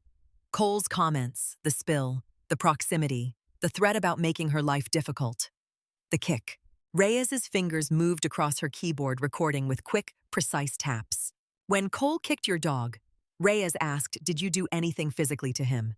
"No," Claire said. "Did you threaten him?" "No." "Did you instruct your service animal to engage?" "No." Reyes' eyes lifted. "What did you do?" "I stood between him and Ranger," Claire said.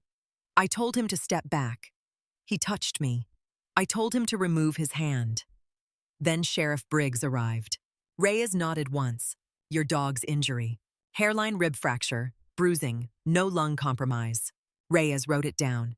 "You have receipts from the clinic." Claire slid the paperwork across the table. Reyes scanned it, then set it in the folder. "We will request the clinic records formally," Reyes said. "This supports the assault on a service animal component." Claire's face did not change. Reyes looked at her for a moment longer. "Are you comfortable describing your service animal's role?" Reyes asked. Claire kept her voice even. "PTSD support. He alerts before panic escalates. He grounds. He keeps me present." Reyes nodded again and did not ask for more than that.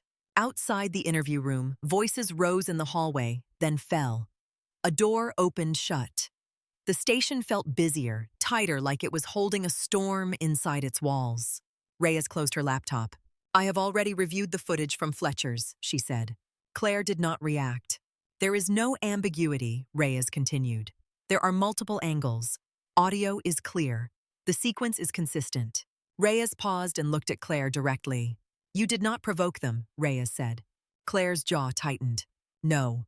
Reyes nodded as if confirming a fact she already knew. "Sheriff Briggs will take you out through the side door when we are done," Reyes said. "For now, I need to ask about any prior contact you have had with either deputy." "None," Claire said. "I have seen them in town. I have not spoken to them." Reyes wrote it down. "Any known conflicts?" "No." Reyes closed the folder. "That is all for now." Claire stood. Reyes stood with her. "You did the right thing by keeping control of yourself," Reyes said quietly, not praising, acknowledging. Claire did not respond. She simply nodded once. Briggs escorted her down the hallway. As they approached the side door, a deputy stepped in front of them. Younger, nervous. His eyes darted between Briggs and Claire. "Sheriff," he said, "the county attorney is here. Wants a word." Briggs' expression tightened. "I will handle it," Briggs said. The deputy nodded and stepped aside. Briggs looked at Claire. "Go home," he said. "Keep your phone on. Do not engage with reporters." Claire nodded. "Ranger is at the clinic for observation," she said. "I am going back to get him." Briggs' gaze softened slightly. "Drive careful." Claire left through the side entrance into cold air. The news van was still out front, but the reporters did not see her. She drove away, without headlights drawing attention, without braking hard, without giving anyone a reason to follow. By the time she returned to the clinic, night had fully settled. Ranger was discharged with medication and strict instructions. Claire carried the medication bag and walked Ranger out slowly. He moved with controlled stiffness, still disciplined, still working, even while injured. At home, Claire laid a blanket on the floor near the couch. Ranger settled onto it with a careful exhale. Claire sat on the floor beside him, back against the couch, and watched his breathing the way she watched a monitor. Steady, even, controlled. Her phone buzzed again. Text from Kelsey. "You are on the news now." Claire stared at the screen for a moment, then set the phone face down on the coffee table. She did not turn on the television. She watched Ranger's chest rise and fall. The next morning, at Harbor Point Medical, the ER did not pause for local scandals. Ambulances still arrived. Patients still bled. Monitors still chirped. Trauma still happened with the same indifference it always had. Claire walked in wearing fresh scrubs. Her hair was pulled back tight, her badge clipped, her eyes steady. Ranger was not with her. He was supposed to rest. That absence felt like missing a limb. Her charge nurse met her near the lockers. "Claire," she said quietly, "HR wants to talk to you.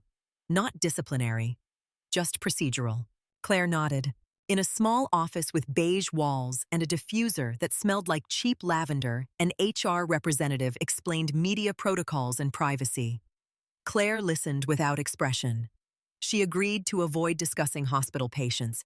She agreed to refer media inquiries to the hospital communications office. When she stepped back into the corridor, a doctor she trusted fell into step beside her. Dr. Henson, older, tired eyes, hands that never shook in trauma. "You okay?" Henson asked. "My dog has a fracture," Claire replied. Henson's jaw tightened. "Those idiots." Claire did not respond. She turned into the ER and started her shift. During a lull, she caught nurses glancing at her, not judging, not prying. Something like respect mixed with worry. A nurse named Abby approached with a coffee and set it down near Claire's station without a word. Claire looked at it, then at Abby. Abby's eyes flicked away. "I just figured you might not have time," Abby said, voice low. Claire nodded once. "Thank you." In the staff bathroom later, Claire washed her hands and stared at her own reflection. She looked the same tired lines, the same controlled posture. But her eyes carried a different kind of attention, now sharpened by public exposure. Her phone buzzed in her pocket. "Briggs, Internal Affairs is pulling prior complaints. Keep any messages you receive.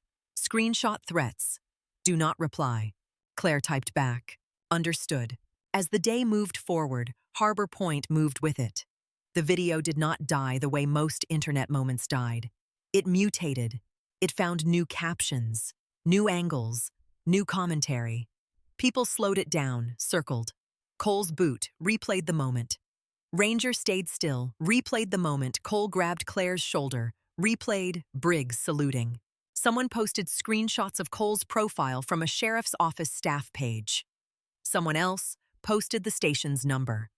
Comments turned into calls. At the station, deputies who had never cared about Facebook suddenly cared very much. Captain Naomi Reyes returned to her office at Internal Affairs in the county seat. The building was plain and functional. Beige walls, no windows in the interview rooms. A scent of old paper and copier toner. Reyes liked it that way. Nothing romantic about accountability. It worked best when it was boring. Her team had already pulled the raw footage from Fletcher's. Not the clip online. The original security files, time-stamped, uncompressed. Multiple camera angles, audio intact. Reyes sat in front of a large monitor and watched the diner footage without blinking. Cole's entrance, the way he filled the room, the way bodies reacted shrinking without permission. Mars' positioning, the coffee push, the kick under the table, the way Ranger did not react, the way Claire stood measured, controlled, the way Jenna's phone appeared, the way the cook stepped forward, the way Briggs entered and the room changed. Reyes watched it again from another angle, then again with the audio track isolated, then again, frame by frame, at the moment of the kick. No blur, no missing seconds, no camera malfunction. Reyes' assistant, a detective named Paul Moreno, stood beside her, holding a tablet. "It is clean," Moreno said. Reyes nodded. "Too clean." Moreno looked at her, meaning there is nothing to hide behind. Reyes said, "No confusion, no mutual aggression, no claim of provocation, no claim that the dog lunged, no claim that she attacked first." Moreno's mouth tightened. "It is ugly." Reyes paused the footage on Cole's boot under the table. It is a pattern, she said. We just have to prove the pattern in a way the system cannot ignore. Moreno nodded. We already pulled Cole's file, he said. 7 complaints in the last 5 years. Reyes's eyes did not widen. She looked like she expected that number. And Moreno hesitated. Fewer. 3. But he is always there. Always present. Always silent.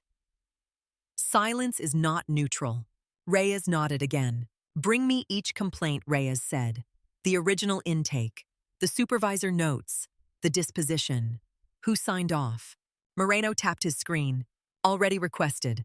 Reyes stood and walked to a wall cabinet. She opened it and pulled out a binder.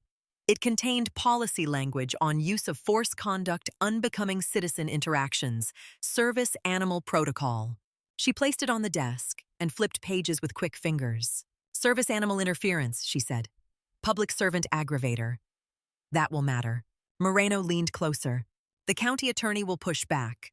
Union will push back. Sheriff's office will push back. Reyes looked at him. They can push. The evidence does not move. A knock sounded at the door. Another detective stepped in, a woman named Layla Park. Captain Park said, "We have witnesses ready for statements. Mabel Fletcher, Jenna Larkin, Caleb Ward, Walter Haynes." Reyes nodded. "Start with Jenna," Reyes said. "She has the phone video. Her chain of custody matters." Park nodded and left. Reyes picked up her phone and dialed. "This is Captain Reyes," she said when the line connected. "I need Cole and Marr placed on administrative leave pending investigation. Effective immediately." She listened, eyes steady, expression unchanged. "Yes," she said. "I know the staffing issue. Do it anyway." She ended the call and looked at Moreno. "You see how fast they start protecting themselves," Reyes said. Moreno's eyes held hers. "You want me to pull body cam logs?" he asked. Reyes nodded. "Every shift. Every stop. Every time they claimed a malfunction. Cross-reference with dispatch. Cross-reference with reports. Find holes." Moreno left. Reyes sat down and opened the first complaint file on Cole. The pages smelled like paper that had been touched too many times by too few people. The complaint described an incident after a late-night stop. Verbal intimidation. A driver forced to stand in the cold while Cole searched the vehicle without cause. The complainant claimed Cole threatened arrest for disrespect. Disposition unsubstantiated. Supervisor notes no further action. Reyes read the next complaint. A woman pulled over near the docks. Cole allegedly called her names, implied she was drunk, threatened to take her child. Disposition insufficient evidence. Reyes read the next. A man accused Cole of slamming him against a patrol car and twisting his arm after a traffic stop. Disposition closed. No explanation beyond the stamped box. Reyes turned pages faster. The language changed. The pattern did not. The same themes appeared with different names. Intimidation, humiliation, threats, pushing boundaries in public, pressing harder in private. She moved to Marr's file. Fewer complaints but consistent presence. Several incidents listed Marr as secondary. Witness, backup, observer. Reyes did not believe in innocent observers who stayed on scene long enough to become furniture. Park returned with a printed statement. Jenna's initial statement, she said. She is shaken but coherent. She already provided the original file on her phone. We imaged it. Reyes took it. Any mention that she sent it to her sister before we told her not to? Park nodded. Yes. She admitted it. She is worried she ruined the case. Reyes' eyes narrowed slightly. She did not ruin the case, Reyes said. The case is evidence. Evidence exists. It does not disappear because a clip goes online. Park nodded, relieved.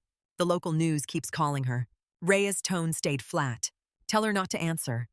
Tell her to forward calls to the County Public Information Office. Park hesitated. Captain, we also have a call from a veterans group. They want to offer counsel to Claire Maddox. Reyes nodded once. Document it. There is nothing wrong with counsel. There is nothing wrong with support. There is something wrong with interference. We will watch for interference. Park left. Reyes leaned back and stared at the paused frame on her monitor again. Cole's boot under the booth. Ranger's stillness. Claire's posture centered, controlled. Reyes had seen many kinds of misconduct. She had seen impulsive violence. She had seen sloppy arrogance. She had seen officers who panicked and made bad decisions. This was not panic. This was entitlement practiced over time. In Harbor Point, the sheriff's station became a pressure cooker. Phones rang. Emails piled up. Social media messages flooded the public page. People who had never attended a town meeting suddenly knew the schedule. Sheriff Briggs sat in his office with a county attorney, a woman named Diane Mercer. Mercer wore a suit that looked like it had never seen salt air. Her expression was tight, practical. "This is a mess," Mercer said. Briggs did not disagree. "It is evidence," Briggs replied. Mercer leaned forward. "We need to control the narrative." Briggs's gaze stayed steady. "We need to control the procedure," he said. "The narrative can do what it does." Mercer's mouth tightened. "The union rep is already calling. Cole's wife is calling. Mar's father is calling. They are saying the dog lunged. They are saying the nurse provoked them." Briggs leaned back. "There is footage," he said. "Multiple angles. No dog lunge. No provocation." Mercer exhaled hard. "I want internal affairs to take this," she said. "They already are," Briggs replied. Mercer nodded, then lowered her voice. "Nolan." She said, "This will come back on the department. People will ask why those complaints got shelved." Briggs' eyes hardened. "They should ask," he said. Mercer studied him for a moment. "You are willing to let it burn." Briggs shook his head slightly. "I am willing to let it be seen." Mercer looked down at her notes. "And the woman, Claire Maddox. Her military background will make this bigger." Briggs's voice stayed controlled. "She did not ask for this." Mercer nodded. "She will get asked anyway." Briggs stood. "Then we protect her from being used," he said. "We do it right." That afternoon, Claire finished her shift and drove back to the clinic to check on Ranger. He was home now, resting on his blanket medication on schedule. Claire set a timer and did not miss a dose. She sat on the floor beside him again, fingers on his shoulder, eyes on his breathing. Ranger's eyes drifted half closed, then opened again when she shifted. Always tracking. Her phone buzzed. Unknown number. She let it go. Another call. She let it go. A message came in from someone named Travis Cole's cousin, according to the contact name that popped up with the text. "You are ruining a good man's life." Claire stared at the words, then took a screenshot. She did not respond. Another message arrived from a different number. "We know where you work." Claire took a screenshot and forwarded it to Briggs. Her hands did not shake. Her stomach tightened anyway. She went to her kitchen, filled a glass of water, drank it slowly. She did not pace. Pacing fed adrenaline. She did not cry. Crying was not a decision her body made easily. Instead, she checked the locks, closed the blinds, and returned to Ranger. The world outside her apartment continued to roar. Inside, she made it quiet on purpose. The veterans group called the next day through a number Briggs recognized. He had the station routed properly. They offered legal counsel and media management. Briggs did not block them. He asked for credentials. He verified. He connected them to Claire through secure channels. Claire did not want a press tour. She did not want to become a symbol. She wanted her dog to heal and her life to return to a manageable size. But she understood systems. She understood that silence was how problems learned to survive. When a lawyer from the veterans group called, Claire answered. "This is Mark Ellison," the man said.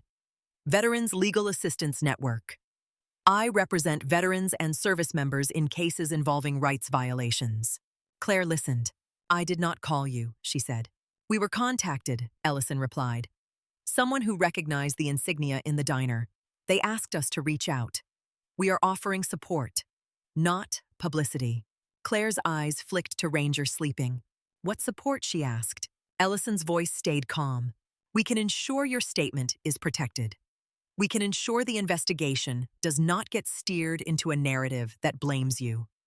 We can provide counsel if you are subpoenaed. We can handle media requests so you do not have to." Claire's jaw tightened. "I do not want interviews." "Then do not do them," Ellison said. "We will be the wall." Claire was quiet for a moment. "My dog is injured," she said. Ellison's tone softened. We can pursue restitution, veterinary bills, replacement of service time if the dog requires retraining, and we can connect you with a specialist service dog organization if you need support. Claire closed her eyes briefly. Send me your credentials, she said, in writing. You will have them in 5 minutes, Ellison replied. When she hung up, Claire returned her phone to the table and watched Ranger's breathing. Then she stood and went to the bathroom mirror. She looked at her own eyes and held them, steadying herself the same way she steadied Patience. She had lived through chaos that came with gunfire. This chaos came with cameras and comments and strangers trying to claim pieces of her story. It was different. It was not easier. At Internal Affairs, Captain Reyes continued working through the files. Her team interviewed witnesses. Mabel's statement was clear, clipped furious under the surface. Jenna's statement shook at first, then steadied as she described the kick. Caleb's statement carried anger. Walter's carried shame and resolve. Reyes compared each statement to the footage. They aligned. Not perfectly. Human memory never did. But the critical points matched. The approach, the spill, the kick, the grab, the fear in the room, the silence. Reyes requested dispatch logs for Cole and Mars' shifts. She requested their report history. She requested body camera audit records. She requested vehicle dash camera logs. She requested any supervisor memos tied to prior complaints. Moreno returned with a spreadsheet of body camera incidents. Captain, he said, we have gaps. Reyes looked up. Show me. Moreno placed the data in front of her. Cole's body camera had malfunctioned 18 times in 12 months, Moreno said. Mars 11 times. Both often during stops that resulted in civilian complaints. Reyes' eyes narrowed. Where is the repair log?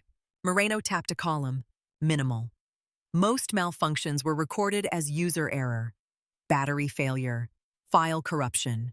Reyes stared at the list, then leaned back. Battery failure is a pattern, she said. Moreno nodded. Or an excuse. Reyes stood. Pull the vehicle maintenance logs, she said. Pull it records. Pull the upload server logs. If files were deleted, we will see when and by whom. Moreno nodded and left again. Reyes sat down and typed an email to the county prosecutor, attaching the incident summary and initial evidence logs. She kept her language precise. No emotion, no editorial. Just facts tied to footage, tied to statements, tied to policies violated. She pressed send and watched the message leave. In Harbor Point, the town council scheduled an emergency meeting. The room filled. People who had not spoken in public in years stood up and demanded answers. Mabel attended and sat in the front row, hands folded, eyes forward. Jenna sat beside her, pale and shaking, still holding her phone like it was a live wire. Caleb sat behind them, arms crossed, jaw clenched. Walter sat near the aisle, back straight. Sheriff Briggs stood at the front and told the room what he could and what he could not. He did not promise outcomes. He described process. He described evidence.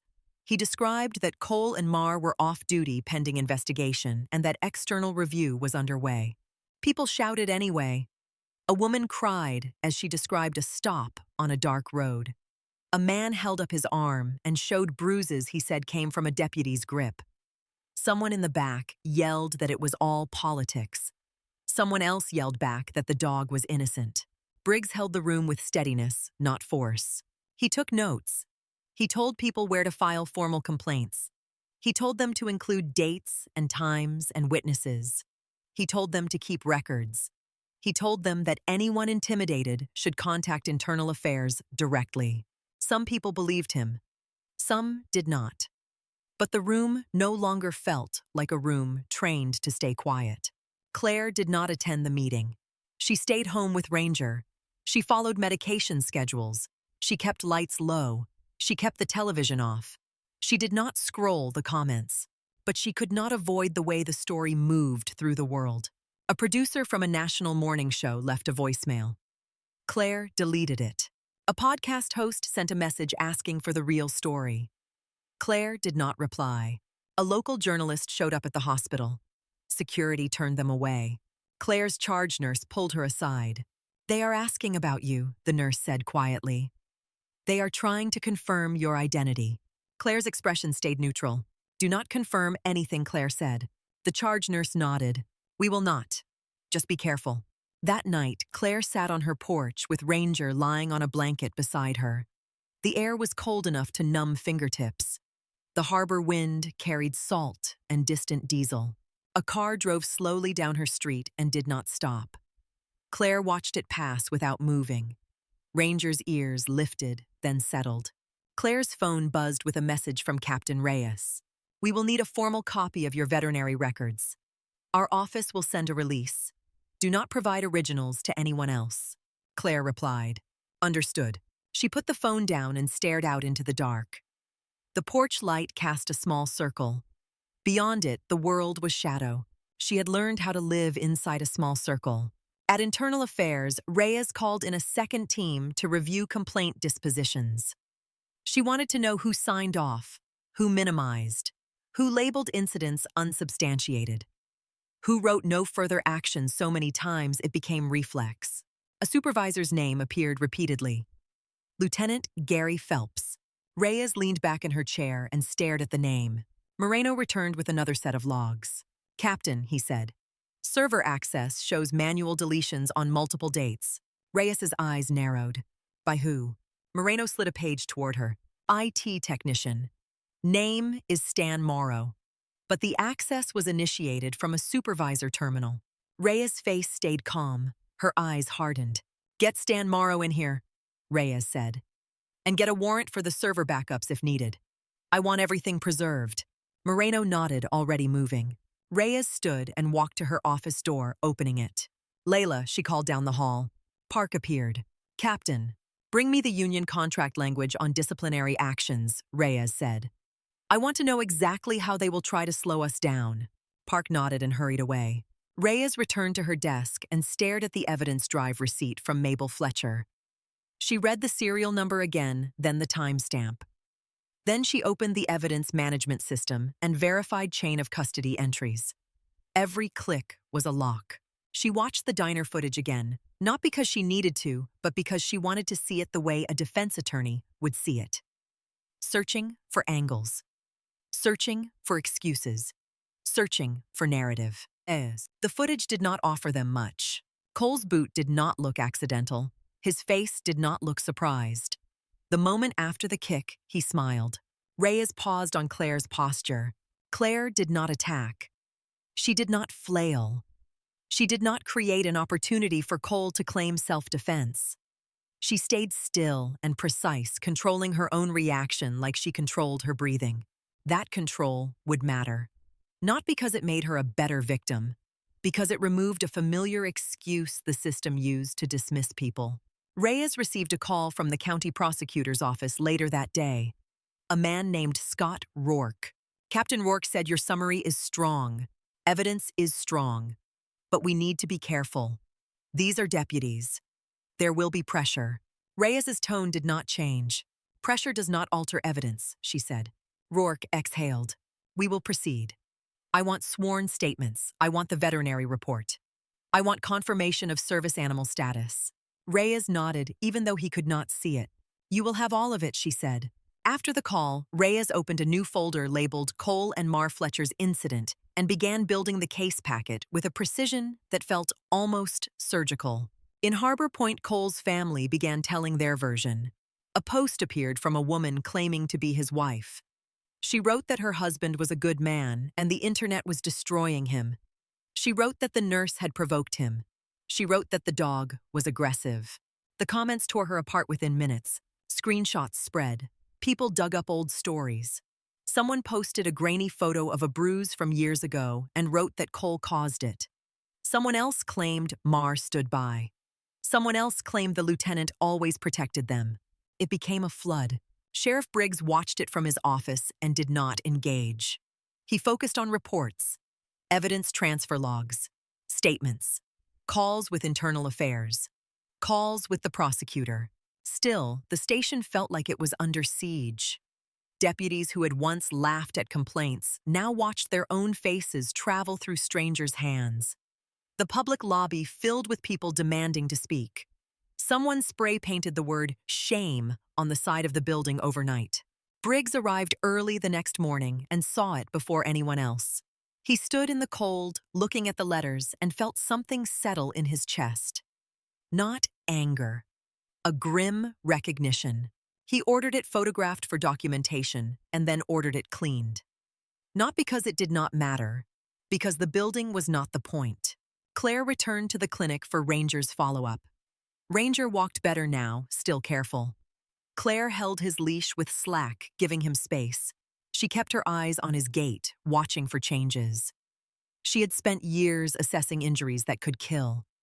This injury would not kill, but it could take away his ability to work, and that felt like a different kind of threat. Dr. Desai examined Ranger again and nodded. "He is healing," she said. "Keep him quiet. Keep medication on schedule. No stairs if you can help it." Claire nodded. "He needs to work," Claire said. Dr. Desai looked at her. "He needs to heal first," she replied. Claire's jaw tightened. "I know." Dr. Desai's voice softened. "Who is taking care of you while he rests?" Claire did not answer immediately. "I am," she said finally. Dr. Desai did not press.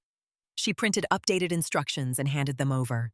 As Claire left, she passed a waiting room television, playing a news segment with the diner clip blurred and cropped. She did not stop. She did not watch. She kept moving. At home, Claire set Ranger on his blanket and sat beside him again. She checked her phone and saw an email from Mark Ellison with credentials and contact numbers. She forwarded them to Briggs and Reyes, keeping the system informed. Then she opened another message from Captain Reyes. "We have identified prior complaints that match this pattern. If you are willing, we may ask you to review a summary for accuracy." "Not today." Claire stared at the words, then typed back, "Willing." That night, Claire's sleep came in thin layers. She woke once with her heart racing, mouth dry, the room too dark. Ranger was not in the bed beside her, like usual. He was resting on the blanket on the floor, as instructed. The distance felt wrong. Claire sat up slowly, breathing through the tightness in her chest. She turned on the small lamp by the bed. Light filled the room in a small, manageable circle. Ranger lifted his head eyes on her. Claire slid down to the floor beside him, careful not to jostle his ribs. She rested her hand on his shoulder and breathed until her heart rate slowed. In the quiet, her phone buzzed again. A message from an unknown number. "This ends badly for you." Claire screenshot it and forwarded it to Briggs and Reyes. Then she put her phone face down and kept her hand on Ranger's shoulder. At Internal Affairs, Reyes reviewed the threat reports and added them to the case file. Witness intimidation mattered. Retaliation mattered. It was another thread, another pattern. Moreno entered her office with a thin smile that did not reach his eyes. "Captain," he said, "we located the supervisor who signed off on the majority of those complaint dismissals." Reyes looked up. "Lieutenant Phelps." Moreno nodded. "He is asking for legal representation." Reyes' expression remained unchanged. "Good," she said. "He should." Moreno hesitated. "He is saying Cole and Marr are being scapegoated." Reyes held his gaze. "Then he can say it under oath," she replied. Moreno nodded once and left. Reyes sat at her desk and opened the incident packet again. She wrote a supplemental memo. Evidence summary. Policy violations. Prior complaint pattern. Body camera irregularities. Server deletion anomalies. Witness intimidation reports. She signed the memo with clean practice strokes. Then she stood, took the folder, and walked it down the hall to the secure transfer desk for the prosecutor's office courier. The clerk scanned it, logged it, and placed it in a locked bag. Reyes watched the lock click shut. Back in Harbor Point, Sheriff Briggs received the call from the prosecutor's office confirming receipt.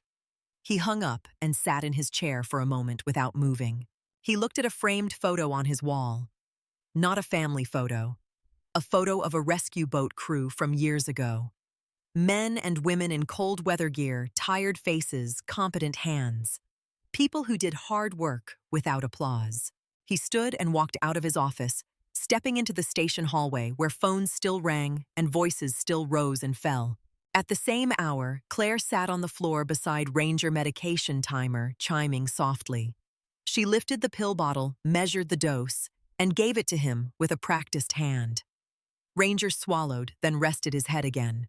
Claire's fingers remained on his shoulder a moment longer, steady and light, as if confirming something real beneath all the noise. Friday arrived with a thin layer of frost on Harbor Point's windshields, and the kind of quiet that made sound carry farther than it should.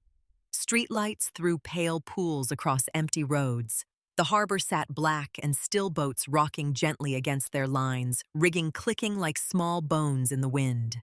At 5:18 a.m., two county vehicles turned off Route 1 and rolled through a neighborhood where houses stood close together, and the yards were small, boxed in by weathered fences. Headlights swept across porch steps, mailboxes snow-crusted grass. Tires made a soft crunch over gravel as the vehicles stopped without drama. No sirens, no floodlights, no yelling. Officers stepped out and pulled their coats tighter. Breath fogged in the air. A lieutenant checked a folder under the glow of a street lamp, then nodded once. Another officer walked up the path and knocked with the flat of his knuckles firm and measured. Not aggressive, not polite. Certain. Inside the house, a dog barked, once, then twice. A light snapped on in a front room. Feet shuffled, a chain slid. The door opened and Travis Cole stood there with his hair flattened on one side, eyes narrowed, trying to pull his authority on like a jacket he could not find. He looked past the officers toward the vehicles, toward the street, toward the morning that did not feel like it belonged to him anymore. "What is this?" he said, voice thick with sleep and disbelief. The lead officer held up a paper. "Travis Cole." He said, "You are under arrest."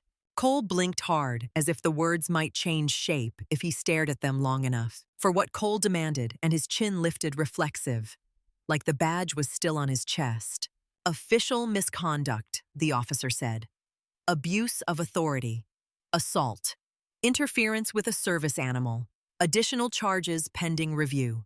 Cole's mouth opened, then closed. His eyes darted left and right, searching for an audience that would make this feel like a misunderstanding. His wife appeared behind him, in a robe hand on the doorframe, face pale. "This is insane," she said, voice rising. The officers did not argue with her. They did not debate in her doorway. Procedure did not need permission. Cole tried to step back into the house. The officer's hand lifted, palm out. Not touching him yet. Not needing to. "Turn around," the officer said. Cole's jaw clenched. His shoulders tightened. For a moment, it looked like he might refuse, might make it a scene.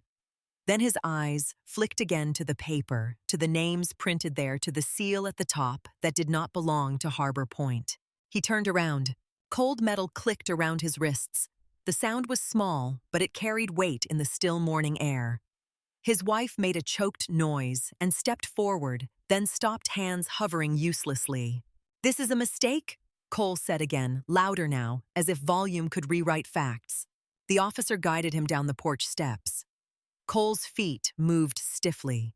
His head tilted up toward the street like he could glare at the whole town for daring to witness it. Across town at 5:32 a.m., another knock landed on another door.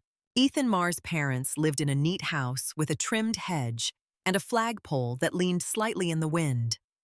Marr opened the door in sweatpants and a worn t-shirt, face blank in the way it got when he had already accepted the shape of what was coming.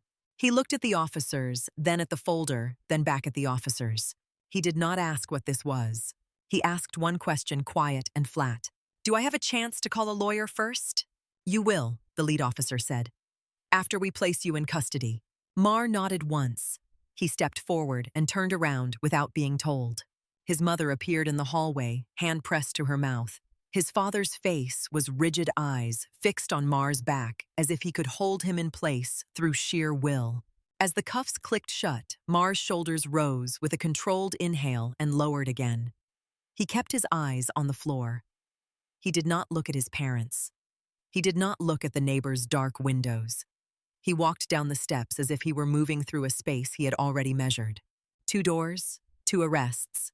2 men guided into separate vehicles in the quiet of early morning. News traveled anyway. By 6:15, a camera crew set up near Cole's street tripod legs splayed on cold pavement. A reporter rehearsed a sentence under her breath, eyes tracking the driveway where officers moved with paperwork and controlled steps. A second crew waited near the courthouse, breath, fogging hands wrapped around coffee cups. Harbor Point woke up to the sound of phones buzzing on nightstands, to the glow of screens in dark bedrooms, to neighbors texted by neighbors who had been awake early enough to see vehicles in a driveway where vehicles did not normally sit. Some people felt satisfaction. Others felt dread.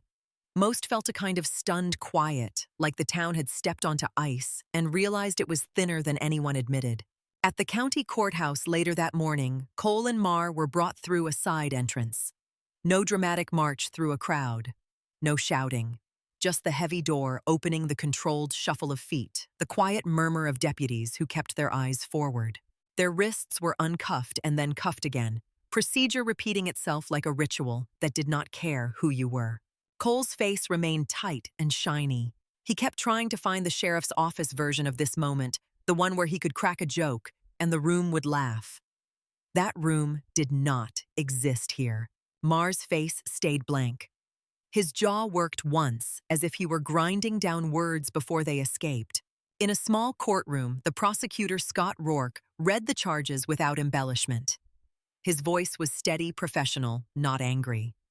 He did not need anger. He had evidence.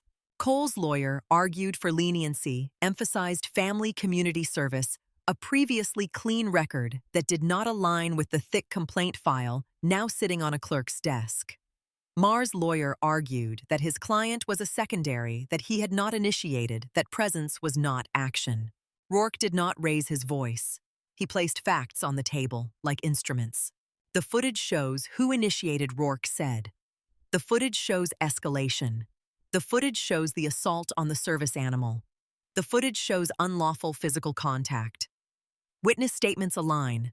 Veterinary documentation confirms injury. The state requests bail in an amount consistent with the charges and the risk of witness intimidation based on documented messages. When the judge spoke, it was with the tired firmness of someone who had watched too many people try to talk their way around behavior that was clear. Bail was set. Conditions were read. No contact orders were issued. Surrender of firearms under department policy was ordered pending the case. Cole's face drained when the judge spoke the words, "no contact," and "surrender." His mouth opened, then he shut it and stared ahead, eyes glassy with disbelief that did not change the legal reality. Marr's shoulders tightened at the mention of no contact. He blinked slowly, then looked down at his hands.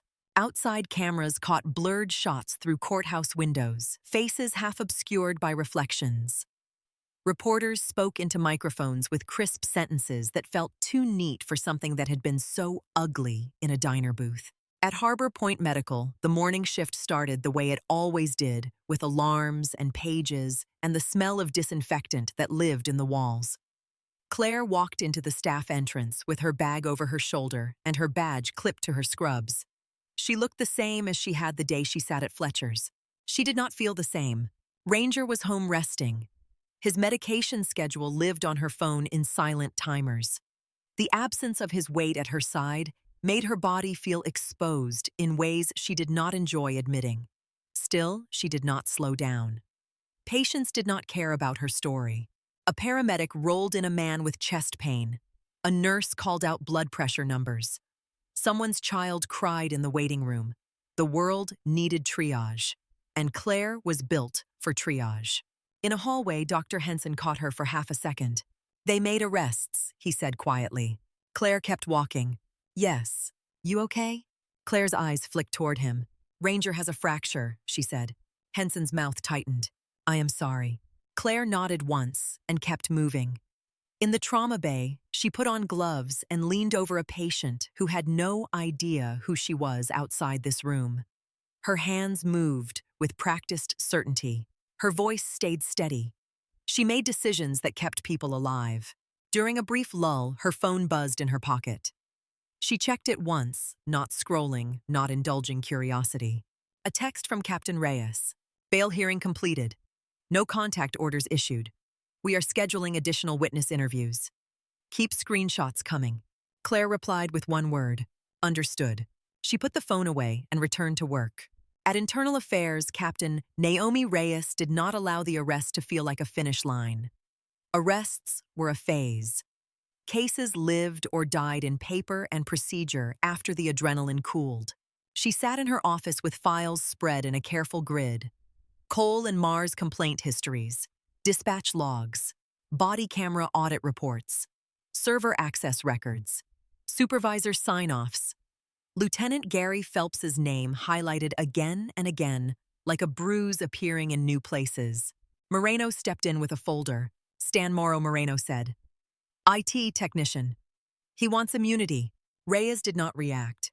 He will get a lawyer, Reyes said. He will get due process. He will not get a bargain without giving us the truth.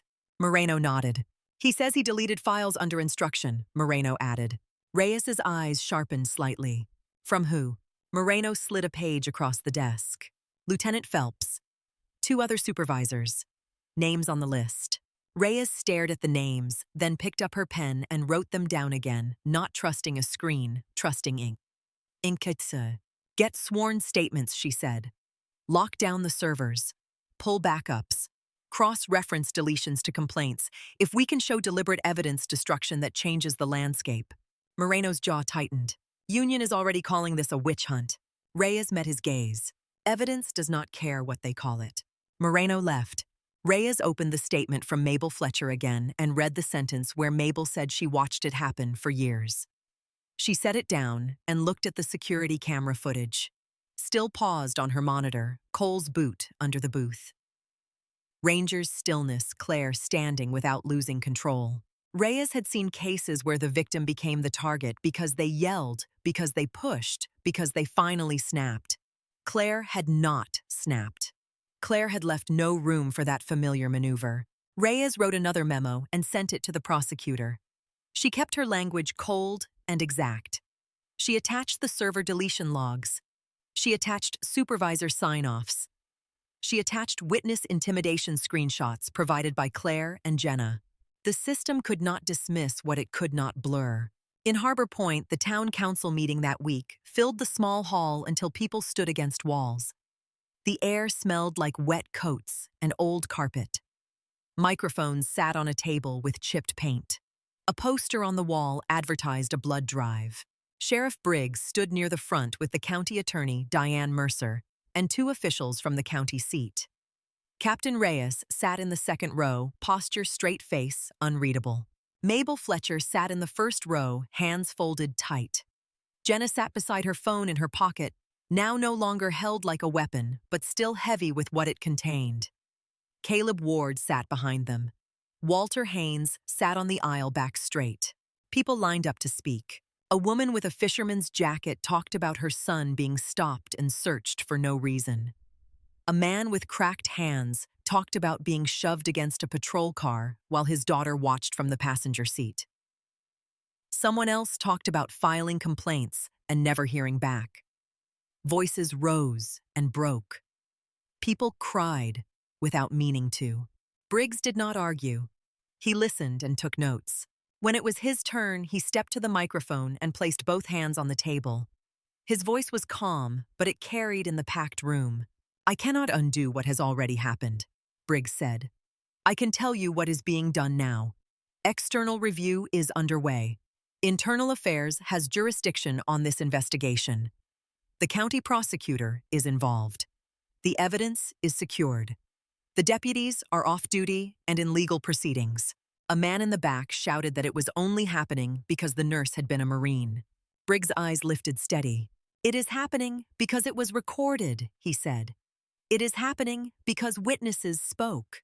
It is happening because the behavior was wrong. The room shifted at that, not into applause, but into a kind of hard attention. Captain Reyes stood when called and spoke with a voice that did not perform empathy, but did not dismiss pain. Internal Affairs will accept statements from any resident, Reyes said. If you have dates, times, names, bring them. If you have video, keep originals and provide copies. If you have been threatened, report it. A woman asked why complaints had been dismissed for years. Reyes did not offer a speech. She said one sentence. We are investigating that, she replied. The council voted on measures that night. Some were immediate, some required county approval. There were no grand declarations, only motions and seconded votes, the dry mechanics of change. After the meeting, people spilled into the cold night breath, fogging voices low but alive. Mabel stood near the doors, talking to a woman she did not know. Both of them holding each other's gaze like they were practicing something new. Jenna leaned against the wall outside with her arms wrapped around herself. Claire was not there, but Jenna felt her presence anyway, felt the way one calm person had shifted the room into action. Caleb Ward stepped outside and looked at the dark street, jaw tight. Walter Haynes moved slowly down the steps, careful with his knees. When he reached the sidewalk, he stopped and stared out toward the harbor. His shoulders rose and fell. He stood there longer than anyone expected. At home, Claire did not attend town meetings. She did not answer interview requests. She did not read comment threads. She lived inside routines because routines were how she stayed functional. Ranger's healing became her clock. In the mornings, she helped him stand carefully, guiding him down the short hallway to the back door. She kept stairs to a minimum. She laid rugs where the floor might slip. She timed his medication. She watched his breathing, she checked his ribs with gentle hands and counted the days the way she counted heartbeats. Ranger remained disciplined even in recovery. He did not demand. He did not complain. He waited for cues. He watched her face more than he watched the world. The bond between them was not sentimental. It was operational. It was trust built in small moments repeated thousands of times. One evening, as she sat on the floor beside his blanket, her phone buzzed with a message from Mark Ellison. "We filed restitution request for veterinary costs. We will also request service disruption compensation if needed." Claire read it once, then set the phone down.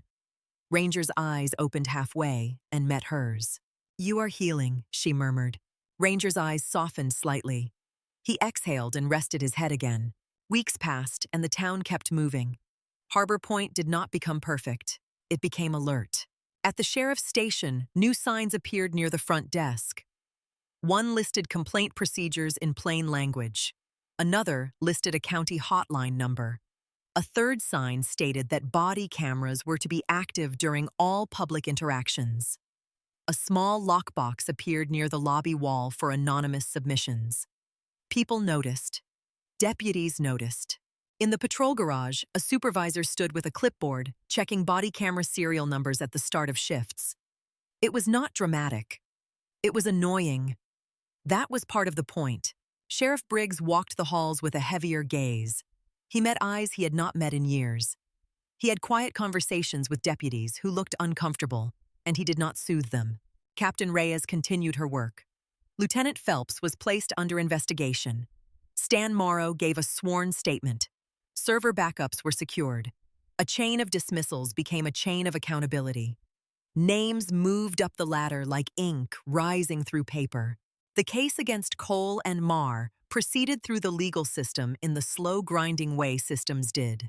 Court dates, motions, evidence disclosures, defense attempts to reframe. Prosecution responses anchored in footage and statements in records that could not be bullied. Claire attended only what she had to attend. When she walked into legal offices, she did not dress for attention. Scrubs when she came from work. Jeans and a simple jacket when she did not. Hair pulled back. Face steady. She did not perform outrage.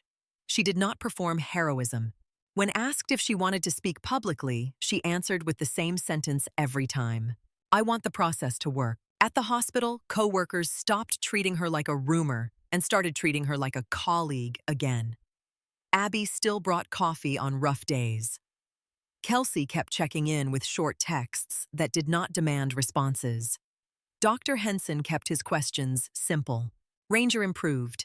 The stiffness eased. His breathing returned to the smooth, even rhythm that made him feel like a metronome. One morning, Claire watched him stand and stretch with less caution. His tail moved once, small and controlled. She knelt beside him and ran her fingertips lightly along his rib cage. "No flinch." "Good," she said quietly. Ranger looked up at her and then leaned his shoulder lightly against her knee, the grounding touch he had not been allowed to give while healing. Claire felt her chest tighten, not with panic this time, with relief. She pressed her palm to his shoulder for a second, then lifted it away as if she did not trust relief to stay unless she handled it carefully. A month later, she returned to Fletcher's diner for the first time since the incident. She went on a weekday afternoon, the same time of day, as if reclaiming the hour mattered. The neon sign still buzzed. The windows were still fogged at the edges. The air still smelled like fryer grease and coffee and something sweet cooling behind the counter. Mabel stood behind the counter wiping a mug. When she saw Claire walk in, she paused. Ranger was at Claire's side again, vest on gate steady. He moved with calm purpose, no limp, no hesitation. Mabel's face softened, then hardened again in a way that looked like emotion held in a fist. Claire, Mabel said. Mabel, Claire replied. Jenna was there too, pouring coffee. She looked up and her eyes widened. Then she smiled a real smile, the kind that did not ask permission. Ranger, Jenna whispered, voice thick. You are back. Ranger did not react to her voice beyond a small ear flick. He stayed focused. He stayed professional. Claire slid into the same booth by the window. Ranger moved under the table and lay down with his head on his paws, exactly as before. The familiarity hit Claire like a wave that did not knock her over, but did make her blink once, slow. Mabel brought coffee without asking. On the house, she said. Claire's hand covered the mug for a second, feeling heat. Thank you. Mabel's eyes flicked down toward Ranger under the table. I keep thinking about how still he stayed, Mabel said quietly. That is what I cannot forget. Claire did not answer immediately. He trusts me, Claire said finally.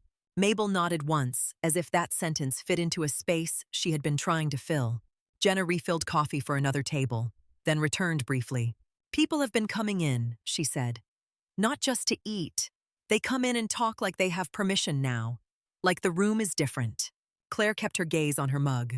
Rooms change when people stop looking away, she said. Jenna nodded, absorbing it, then moved on. No deputies walked in that day.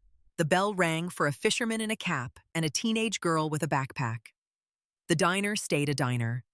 Coffee plates, the hum of an ordinary afternoon. Claire ate slowly. She felt Ranger's steady presence under the table, the calm that anchored her in the moment. She watched the street through the window and let her shoulders drop one fraction at a time. When she left, Mabel met her at the counter. I want you to have this, Mabel said. She slid something across the counter, a printed sheet in a plastic sleeve. It was the new complaint procedure for the county with phone numbers and steps, and a clear statement about video evidence and witness protection. Mabel's eyes held Claire's. I put it up by the door too, Mabel said. Claire took it. Good. Mabel's mouth tightened, then softened. You are welcome here, she said. Claire nodded once. I know. At home that evening, Claire sat on her porch with a blanket around her shoulders. The air was cold, but not hostile. The harbor wind carried salt and distance. Ranger lay beside her on his own blanket head, lifted eyes scanning the quiet street. Not anxious, just attentive. A neighbor, a woman named Lisa, who lived 2 doors down, walked past with a bag of groceries. She slowed when she saw Claire and Ranger. Hey, Lisa said. Claire lifted her chin in greeting. Lisa hesitated, then stepped closer, stopping at the edge of the porch light's circle. I saw the signs at the station, Lisa said. The hotline. The complaint box. People are talking like they never did before. Claire's face stayed neutral. She did not take credit. She did not deny the truth. Lisa looked down at Ranger. He okay? Claire glanced at him. He is healing, Claire said. Lisa nodded, eyes shining slightly. I just wanted to say, she began, then swallowed. Thank you. Claire's throat tightened in a way she did not like. She kept her voice steady. Do the right thing when it is your turn, she said. Lisa's mouth trembled into a small smile. She nodded and walked on, groceries rustling softly. Claire sat still, listening to the distant harbor sounds, the occasional car passing, the quiet breathing beside her. Ranger shifted and leaned his shoulder into her leg, grounding her with a calm, familiar weight. Claire rested her hand on his collar for a moment, feeling the steady warmth of him, the reality of now. Then she lifted her hand and watched the porch light spill onto the wood, the small circle of safety she had built, and rebuilt one controlled breath at a time.